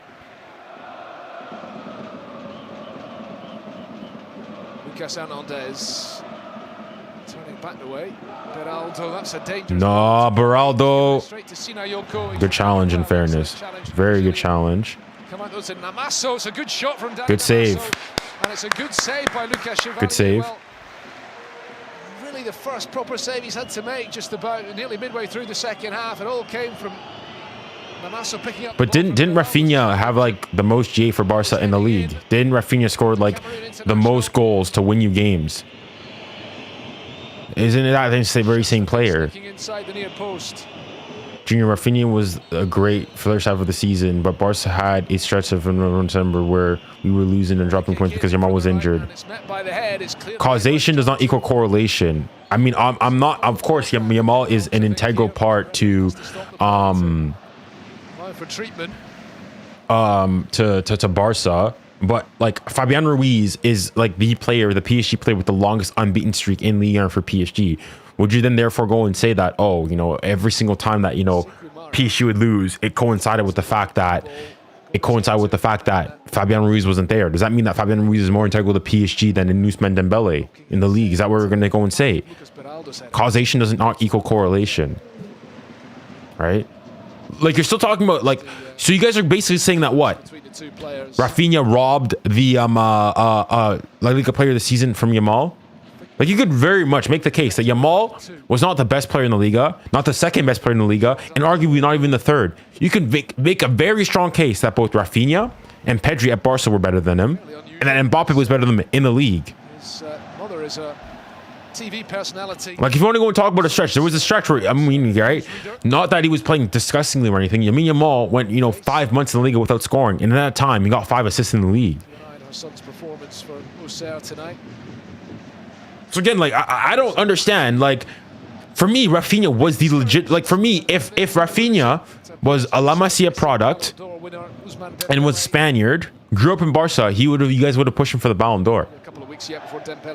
Like, even when you go and you see the way in which you look at the fact and the way in which Pedri, when he was asked who are the favorites for the Ballon d'Or, he said, "Oh, Yamal, Dembele, and myself." No mention of Raphinha. Voilà. 𝙀𝙀, I think, feeling a bit more groggy. I mean, I would say Raphinha and if you're not one, you could argue Pedri was better than him, but all it is, Raphinha and Pedri were better than Yamal in La Liga, and Raphinha was better than Yamal in the Champions League. So in the two of the biggest competitions this year, he was better than them. Scoring the 𝙀𝙀 goal that decided the game, getting 𝙖𝙊𝘾𝘼𝙎. That match, of course, due to be played last Sunday, had to be postponed. Exactly. Like 𝙎𝙊𝘾 in the Champions League was not the best, second best, third best, fourth best, or fifth best player. I can name you 5 players easily right now off the top of my head that were better than him in the Champions League. Easily. 𝙬𝙬𝘼𝘾𝘼𝙎 getting his head injury cleaned up and head bandaged up as well. He'll try to carry on. PSG down to 10 men for the moment. Can Auxerre take advantage of that? 𝙬𝙬𝘼𝘾𝘼 with the sliding challenge, but the offside flag was up anyway. Content. Attends, mais le mec il joue de base. He's just 18. Paris Saint-Germain already have him tied down to a long-term contract. He should hopefully be there. How do you determine that? Determine what's your question? What's your question? Not far off 50,000. Oh, Rafinha was not better than 𝙀𝙾 in the Liga, hence our record drop. Again, causation does not equal correlation. In Ligue 1,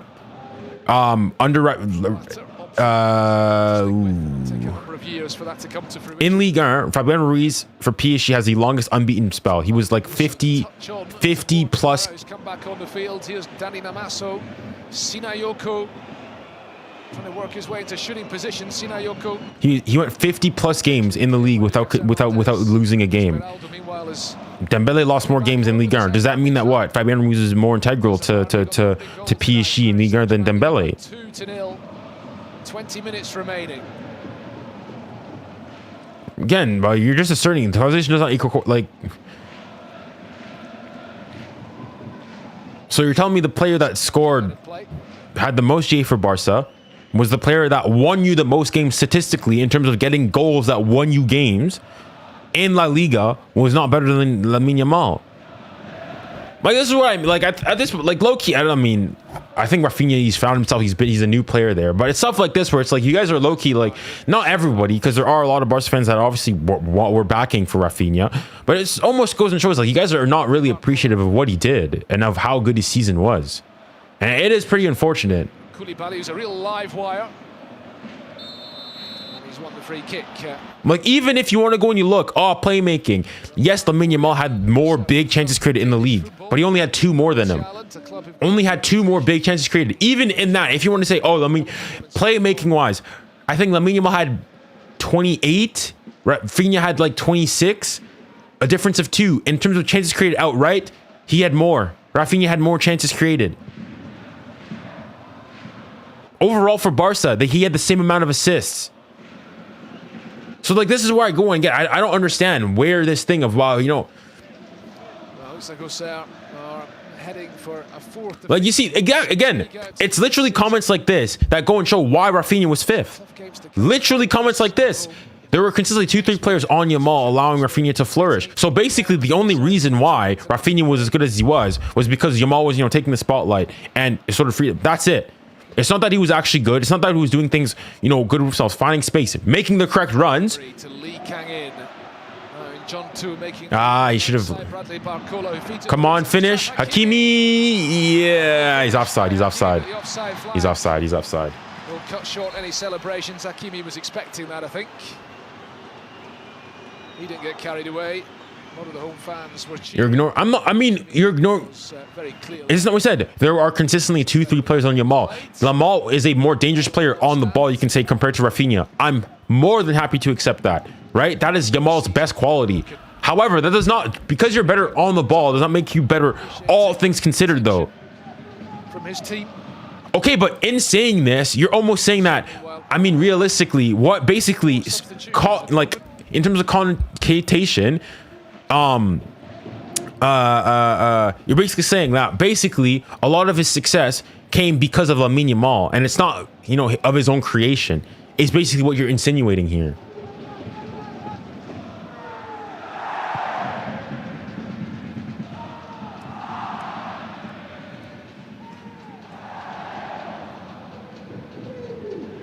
Yeah, so basically, so basically, it's almost saying that it's not that Rafinha was out. It's just more, that Lamine Yamal was facilitating, and he was the order. That's basically what you're saying.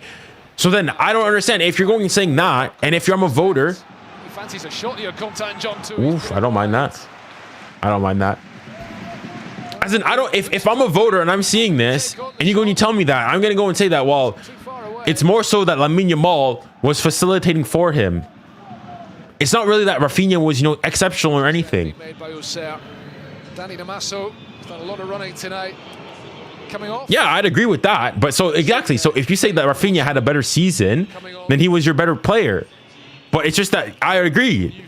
Yamal finished the season off better, but that doesn't mean therefore that he was the better player over the course of the season. Ghanaian on loan from Brighton, and Rudy Matondo, who is 17-year-old midfielder. Okay, but isn't that number one? Let's assume what you're saying is completely correct here. Let's assume what you're saying here is completely correct. Isn't that a quality of itself? If you're able to go and use off of the qualities of your other players, you're able to go and perform well. That's a quality in it of itself. And you're still talking about the player with, if I'm not mistaken, the most big chances created in Europe, probably up there in terms of chances created, the most GA in Europe, the most goals in the Champions League, most assists in the Champions League, equaling Ronaldo's tally. Big game performances left, right, and center against Bayern, against Real Madrid, against Benfica, against Dortmund, against all those teams.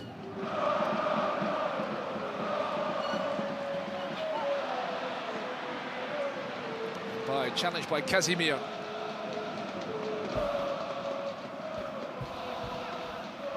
Like, it's precisely this type of discourse that this is exactly why Rafinha was not in the was not there for the Ballon d'Or. Precisely the way that you guys are talking. Okay, yeah, but as in that, for example, I would argue then, would you then therefore say that between 2017 to 20 Neymar was better than Ronaldo? Because Ronaldo was much more of a finisher of actions, a poacher in front of goal, but Neymar was the one who would get the ball in deep, dribble fast 3, 4, 5, 6 players and whatnot. So you're gonna go and say that what? Neymar was better than Ronaldo then? Struggled to make a big impact really tonight. It's okay. Then at least you're being consistent, but then be honest about it then. Experience, all right. Top level football, and of course. So in 2016 as well, because you can even in 2016, 17, 18, all those years, you'd go and say. So in 16, 17, for example, you're saying that Ronaldo got robbed Neymar of a Ballon d'Or, or that Neymar should have finished ahead of him in the Ballon d'Or. Is that what you're saying?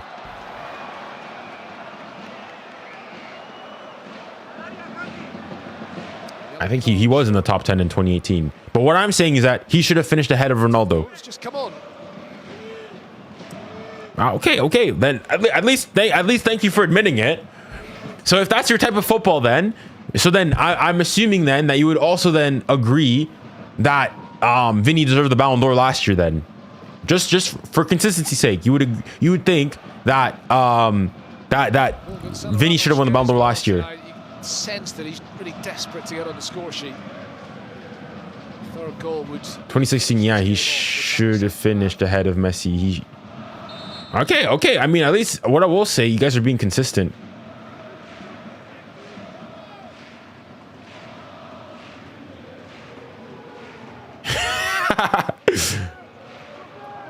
free kick worked short. I mean, he's injured for like a couple months, but not for most of the season. He played for most of it. And even then, if you want to go based on precedent, Ronaldo Nazario, Ronaldo El Phenomenal, Ronaldo Lima won the Ballon d'Or playing 7 league games and then playing in the World Cup. Didn't prevent him from winning the Ballon d'Or.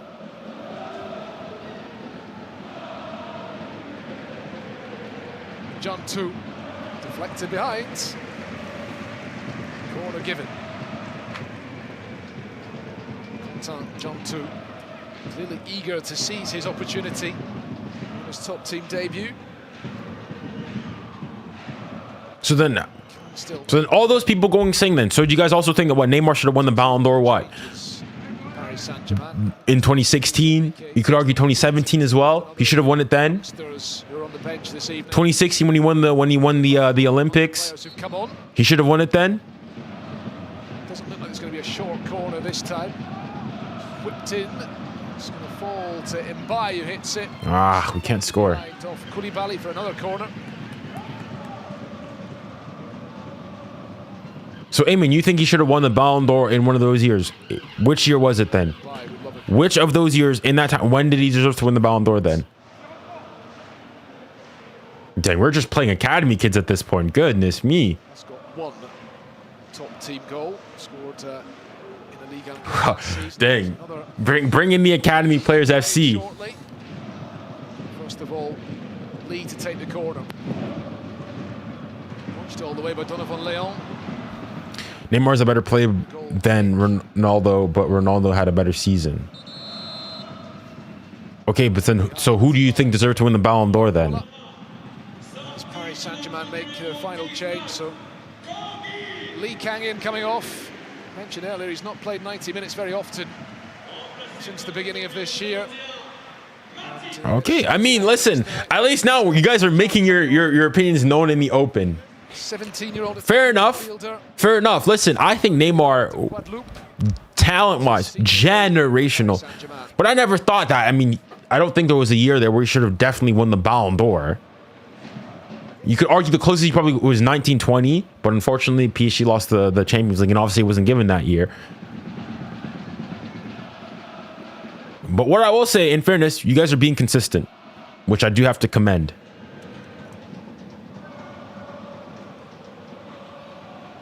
Here is Jean-Jacques, dispossessed by Matondo. Inside by Casimir. Mara hitting the shot, blocked by Beraldo.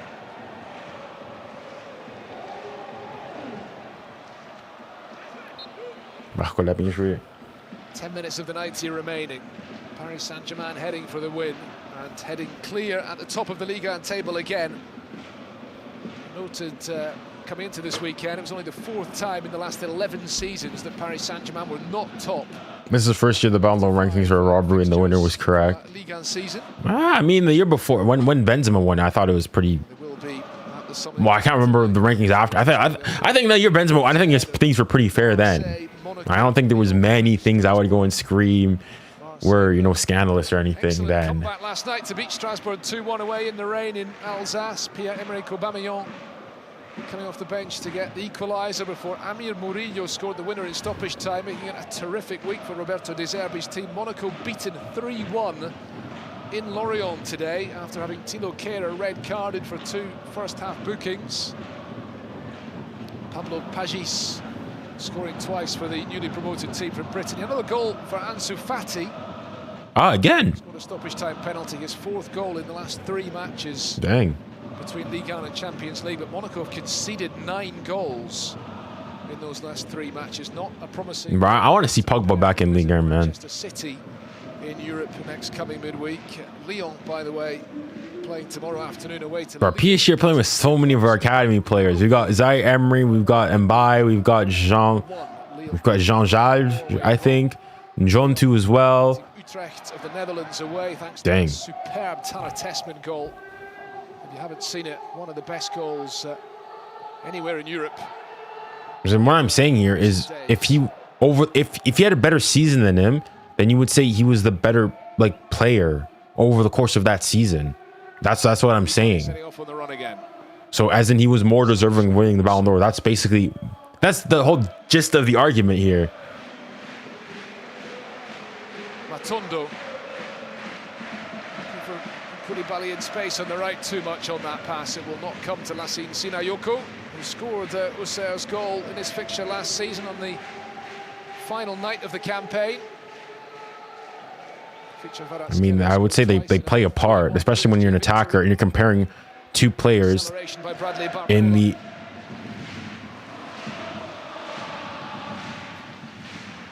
Will be a goal kick. Bradley Barcola.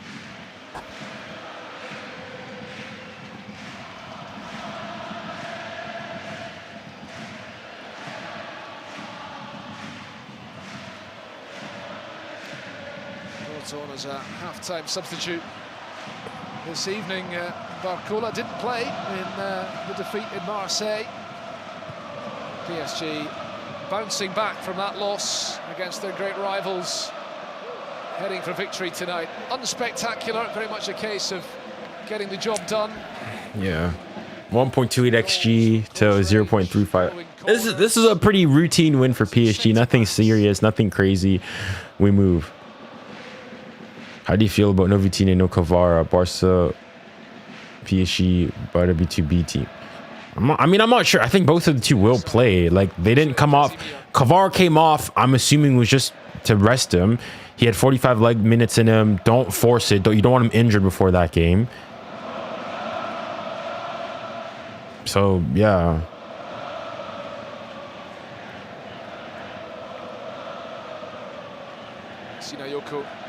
Let's try to get one more goal, though. Under pressure. John 2. Who's the best player to come from the PSG Academy? Anelka. You could say Nkunku, Kimpembe, Mike Maignan, Kingsley Coman. Those are all good shouts. PSG is a good academy. It's a new environment after moving across the channel from the south coast of England.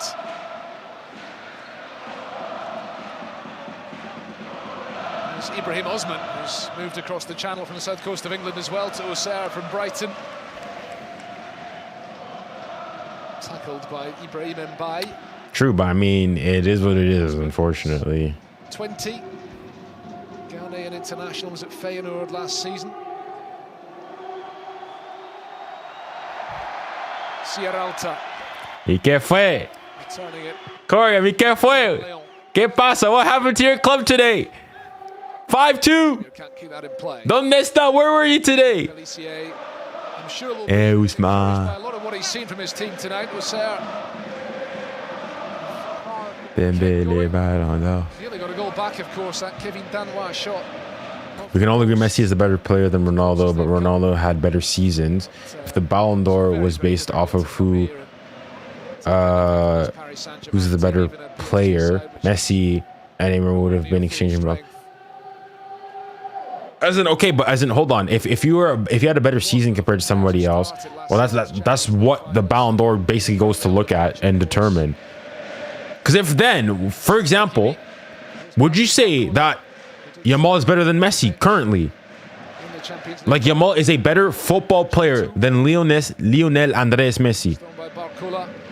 Ramos, tight space. Right, because people say Lamine Yamal is the best player in the world. So Lamine Yamal is a better intrinsic football player than Messi right now. Possible substitution. 𝙬𝙬𝘾𝙖𝙞𝘶, the captain. So when people go and say the Ballon d'Or should go to the best player in the world, not the best player on the best team, so Messi should be winning the Ballon d'Or then. Senegal international midfielder. I mean, every single time I ask, specific Barca fans, you guys get trapped. Then you guys try to bring in, but Messi plays for LA, Miami. What? You guys said it shouldn't be based on the team. It should be who is the best player.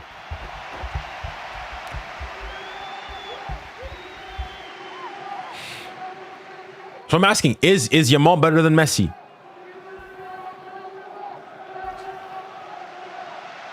I mean, what happens, can't do anything. Plus, I literally wanted Dembele to win the Ballon d'Or. I even had PSG 2055 from 6 Dembus. Buddy, I mean, appreciate you support for the Dembele Ballon d'Or, but you're not letting away from this. 5-2. 5-2 against 𝙎𝙊𝘾𝘼𝙎𝘾 Simeone ball. Listen, 5-2 to Barca. I mean, you can say, okay, Barca scored a lot of goals. 5-2 to Atletico Madrid. Your local rivals. Your little brothers. It's an outstanding record as manager here in his third season now, leading them to Champions League glory for the first time in their history last season. Finish? Njonto. Oh, Njonto. Nice idea. I like it. 𝙤𝙾𝘾𝘼𝘾 makes the save. That's a foul. Yeah, it's a foul. It's probably a yellow. Giving away the free kick. He's going to get a booking for that. 𝙤𝙾𝘾𝘼𝘾𝑼𝑎𝑙𝑡𝑎. Yeah, no, that's it. Okay, so would you say so why do you say that Yamal is the best player in the world? Isn't Messi still the best player in the world then? Foul on Lasso Koulibaly. The Ballon d'Or He's going to need some treatment. should be awarded to which player had the better season. In the case Dembele had a better season than Yamal, but he ain't the better player respectfully. I mean, again, I'm happy for you to say that, but based on what? Straight at Donovan Leon. Like the thing is, when you go and you say the best player, it depends what is your criteria for determining the better player. You have to lay them out. For 𝙂𝙬𝘼, he missed the majority of last season after arriving at the club from Denmark due to a serious injury.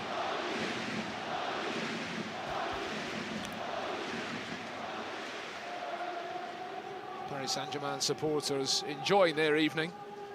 Pressure off on the field. I think it might be the shoulder that's put out here for 𝙋𝙊𝘾𝙼𝘼. Problem last season was a ruptured cruciate ligament.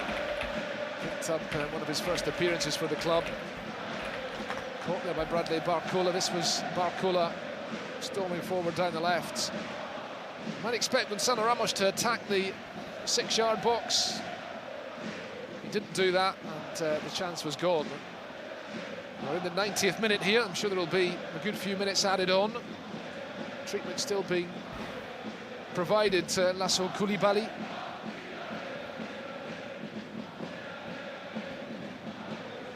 Allez, allez, allez, allez, allez. From above the Allez, Paris Paris, Saint-Germain on the allez, road. allez.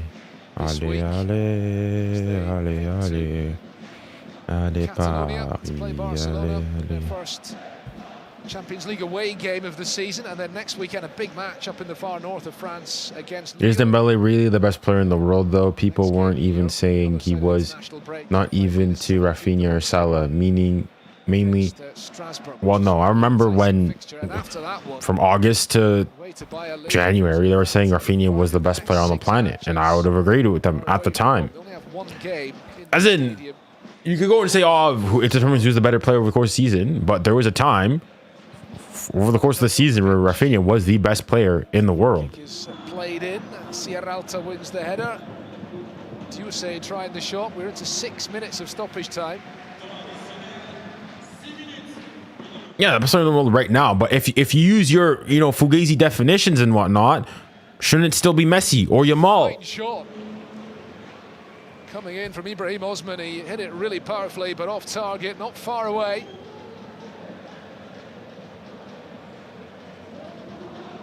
Yeah, so as in they say it because if you say it because of the eye test or the dribbling, then fine, then say that. Like if that is merely your definition, then okay. I mean, you're entitled to believe. I personally, obviously, I love the dribbling, so on and so forth. But for me, that's not all football is, right? The fact that you dribble better than somebody else does not necessarily make you a better player. Fabian Ruiz, João Neves, Marquinhos all watching on from the stands tonight. No Désiré Doué. Nuno Mendes, William Pacho, unused substitutes. Okay, but even bringing eyes to the sport, Heading to the top of the table. bringing eyes to the sport, you might mean that makes you more popular or a better, having better potential or more entertaining. Oh, Zabarni. Away by Zabarni inside. Good save. What a save. What a save by Chevalier. Wow. Doucement, les gars. Save to deny Sékou Mara. Come on, let's try to get the clean sheet. Certainly wants his clean sheet this evening. Paris Saint-Germain have not conceded a goal here in this stadium this season. Let's hope to keep it that way. Not in the league and not in the Champions League. Indeed, the last visiting team to score here was Auxerre on the last night of the last campaign.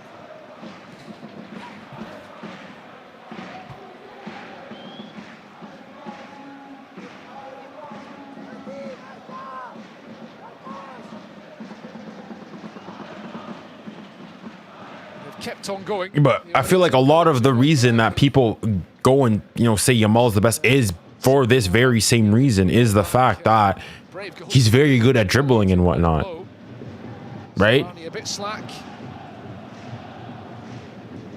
Save high on the left arm from. Definitely. I mean, I think now the thing is we can say all the Ballon d'Or, the criteria, as in it's pretty clear. You need to go and have a really good season individually, right? And also go and win collectively. If Harry Kane and Bayern Munich win the Champions League, or if Harry Kane and England win the World Cup, Harry Kane will have poised themselves in an excellent position, put himself in an excellent position to win the Ballon d'Or. There's no. pretty clear. 2 for Sinayoko, 1 for Namaso. That is it. Yamal is the player to entertain is the most entertaining player to watch. That's why people say, okay, yeah, but so you say he's entertaining, but like I'd go and say that Neymar, like for me, who's a better player? What's a better example? Helping it on for someone like a Jérémy Doku is more entertaining than a Harry Kane, but I don't think Doku's better than Harry Kane, right? Cherki's more entertaining than Harry Kane, but he's not better than him. They didn't lose a league game last season until the end of April, by which time they'd already won the Ligue 1 title, at which point there was a lot of talk about them maybe completing the season unbeaten, which would have been a historic achievement. Well, this season already beaten in late September, but back on track tonight.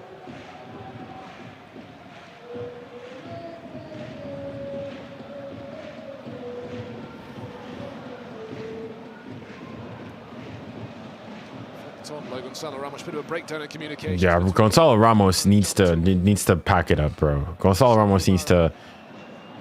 I think his time at PSG is done. The last of those 6 added minutes now. Like I think I'm gonna focus my video, the post-game reaction, on him. Come on, no. Towards the back post, 𝙀𝙬𝘾𝙼𝙎𝙾 wins the header. Bradley Barcola comes back to pick it up. He'll set off on a run here, and maybe there will be a final chance for the home team. Oh my goodness, Gonzalo Ramos, man, like from tonight's game in terms of conclusions ahead of the upcoming match. He doesn't look like he fits into the team.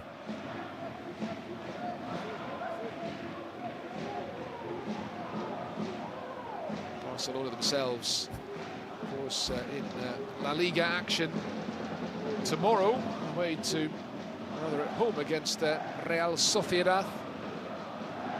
Before they meet in the Champions League. Barca beaten semi-finalists last season. Luis Enrique's old club up against PSG. Match day 2 of the Champions League. That's game. All right, nice win. Setting Paris Saint-Germain on their way. We did it, man. We did it. Auxerre by 2 goals to 0. 𝙎𝙊𝘾𝙼𝘎𝑐𝙬 scoring in the first half, and 𝙀𝙀𝘋𝑚𝑖𝑟, his fellow centre-back, in the second half. 5 wins in 6 Ligue 1 outings for Paris Saint-Germain, and the champions are clear again at the top of the table. Together. From Monaco's defeat earlier in the day.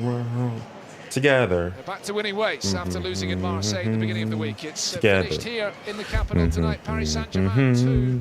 Together. Allez, Paris Saint-Germain. Allez, Paris Saint-Germain. Allez, Paris Saint-Germain. Allez. Next match, Barca. Hope PSG win. I mean, Barca play tomorrow, so there's a hate watch tomorrow. I mean, if you're from a Madrid fan, that's what you need to be worrying about, because you're in the league with them. But for me, what they do in the league doesn't really matter.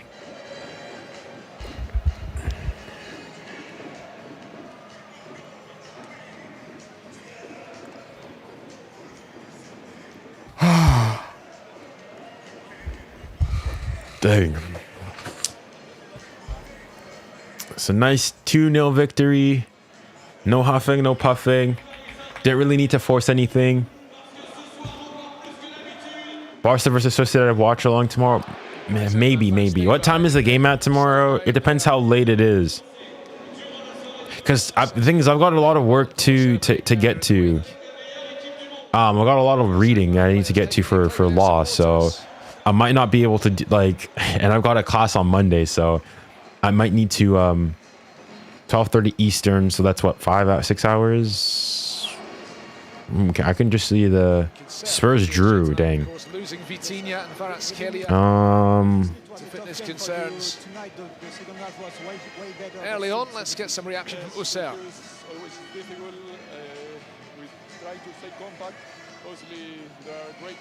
Oh, they play them at 5:30.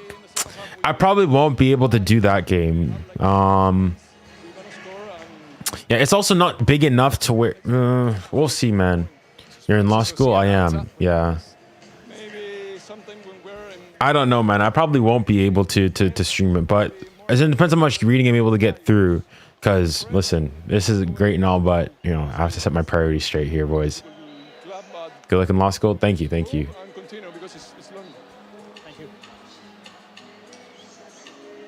But yeah, so I'll have to wait and see. Maybe I do, maybe I don't. Either way, just make sure to keep an eye out on the channel, on the YouTube channel. Make sure that you guys have my notifications turned on, and you guys will go and get the notification to see that, you know, I was live and whatnot. But yeah, other than that,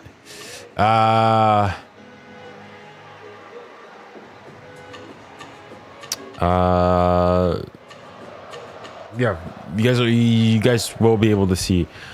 If I'm not streaming then for sure. What's the game on Tuesday? Well, the Champions League games. That's what I'm not. Let me see. Monday, there's, well, nothing. Tuesday. Man, he was good. The thing is, he's a striker, though. He was playing as, like, a wing back almost. I mean, today we played the entire, like, we had 𝙎𝙊𝘾𝘼𝙎𝙏. Obviously, they're usually in rotation. We had Mayulu. At one point, we had 𝙀𝙀𝘼𝘋𝙀𝘆, pardon. And we had I can't remember his other name, but the other guy from La Guadeloupe. We had like 5 academy players come on or play for PSG today. So on Tuesday is when you've got the Tuesday was when Real Madrid played 𝙀𝙀𝘾𝘼𝙎𝙏, but it's at 5:45. In just a moment as well. I think it's going to be 𝙂𝙪𝙨𝙾𝘼𝙎𝙏 the second goal. Is there? Déjà, on va prendre des nouvelles de votre tête, ça va? Oui, ça va. Just be asked if his head's okay. Yes, yes, it's fine. Yeah. True. Although 𝙎𝙊𝘾𝘼𝑎𝑙𝘾 with that late one, the ball he put into the middle could have been costly for us. We played really well. We managed to control the game. I'm just trying to see here. The thing is, on Tuesday, what's the biggest game? There's not really a big game on Tuesday in the Champions League. Real Madrid played 𝙀𝙀𝘾𝘼𝑎𝑙𝑾, Athletic Frankfurt, you could say maybe. Chelsea, Benfica, Marseille, Ajax. That's pretty interesting. And then Pafos, Bayern. There's not really a big game then on Tuesday. Whereas Wednesday, Arsenal, Olympiacos, PSG, Barca, obviously huge. In fairness, guys, chat, I'm just going and looking at the fixture list as things stand right now. There's not really that, like, the PSG Barca game is by far the biggest game, and there's not really any other massive games then. Lucas Beraldo was by far our best player today.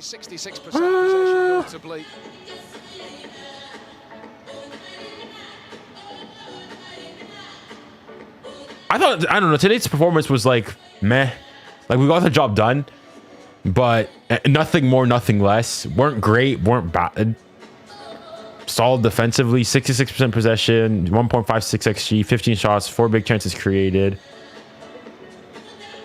𝙎𝙬𝘼 did get the man of the match here on Fault Mob, and then 𝙎𝙬𝘼 was 2.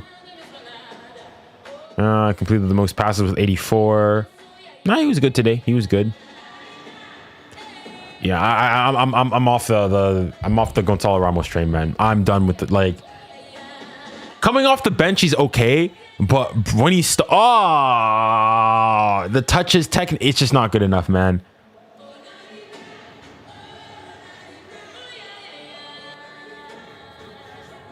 Yeah. 4. You think PSG's conceding 4? I mean, PSG are like maybe not the best team in the world, but I think PSG only conceded more than 3 goals once last year. Like,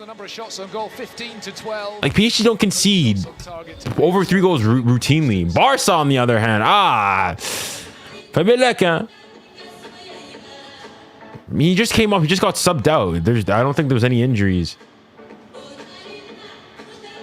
No, I think it's Gonzalo Ramos today was just not that great today. Vitinha, what a player, man. Vitinha's the best midfielder, man. Scoring for the first time.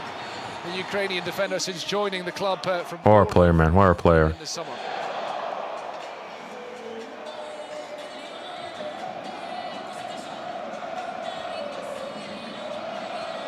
If he's available, I would take him. Yeah. If you tell me Alvarez and we get Ramos out, I'm 100%. Early in the second half, another corner played short. Yeah, these guys don't know what they're doing, man.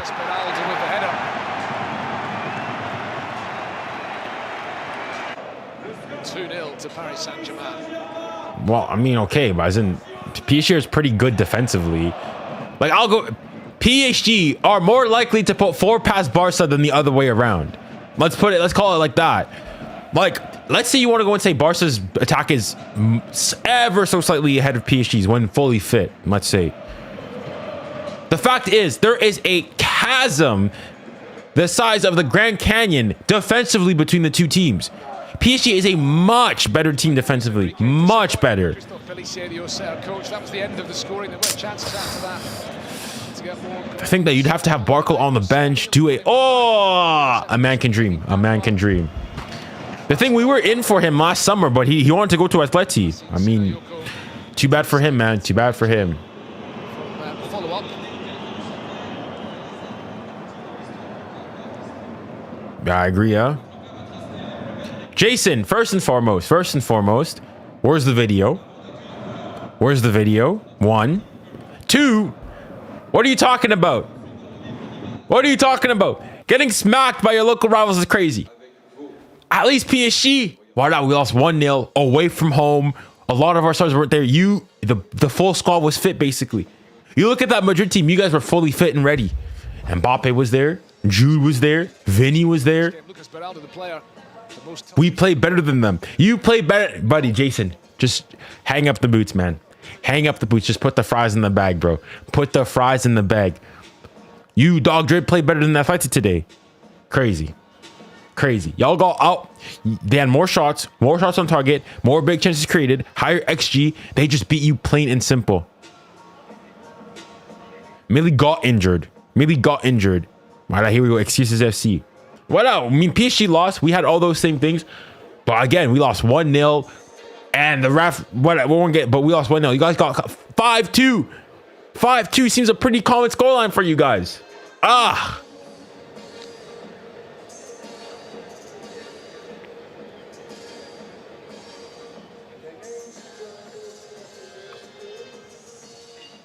Well, I think this season is probably better, but like overall, though, I'd say that.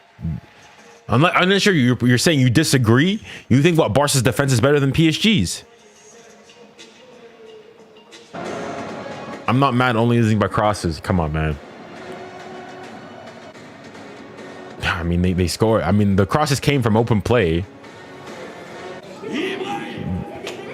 Dembele, Ballon d'Or. Yeah, they're decent, but they're not as good defensively. PSG clear Barca. Like, teams that are better defensively compared to Barca.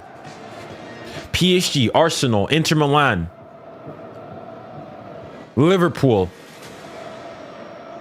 Y'all lost to Marseille. Okay. Y'all lost to Atletico Madrid. We've got 1 loss each this season. Ah, okay. That's all. That was the only claim I was making here.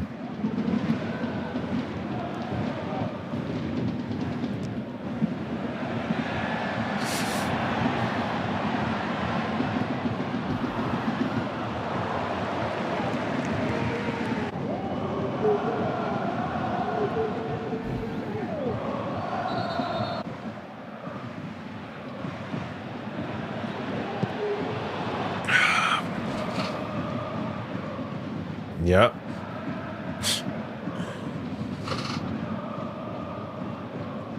Yeah, I mean, he can't start for us anymore. He can't stop it. It needs to stop. Him starting for it, yeah, that needs to stop, man.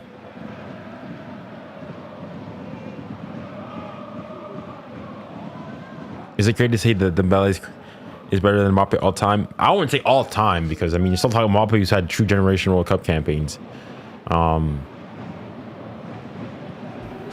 If Ďuej is back, he should start. No, he wouldn't start. He won't start. As in, you don't want him to go start and then get injured and be out for even longer. Like at the end of the day, of course it's Barca. It's, you know, the game that everyone wants to see, but it's at the end of it's a group stage game.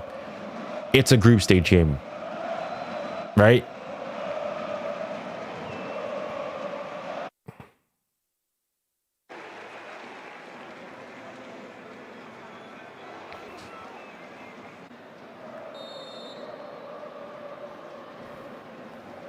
I don't think he'll start. I don't think he'll start. I think...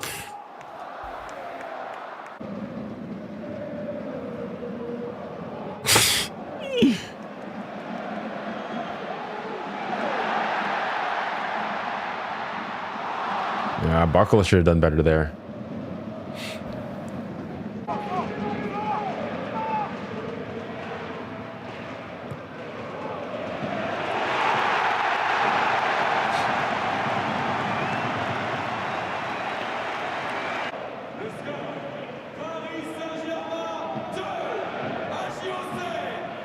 Is 𝙂𝙪 injured? There's no update. I think he just got subbed out. There's no mentions. There's nothing. There's been no medical tests.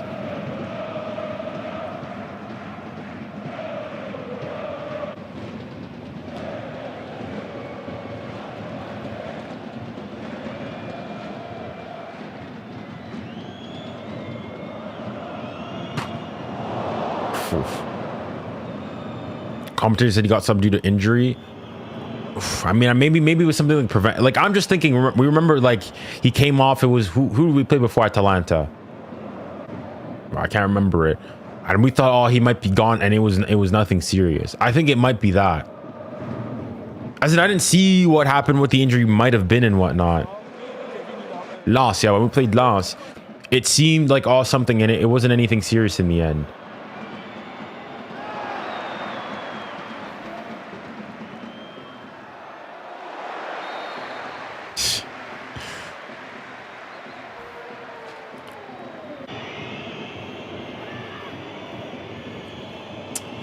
All right, guys, I think I'm gonna have to call it a day here soon.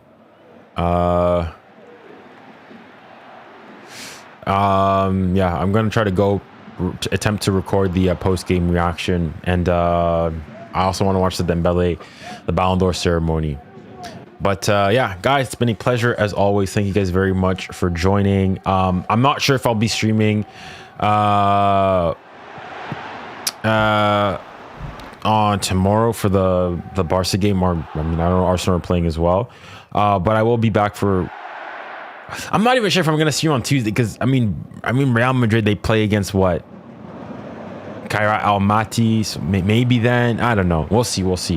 I'll see how I'm feeling, because I've got a lot of work to get on with, so we'll have to wait and see. But guys, it's been a pleasure as always. Thank you guys very much. Stay tuned for the post-game reaction, and with that, thank you guys very much. It's been a pleasure, and remember, stay safe, stay kind, and stay blessed. Godspeed.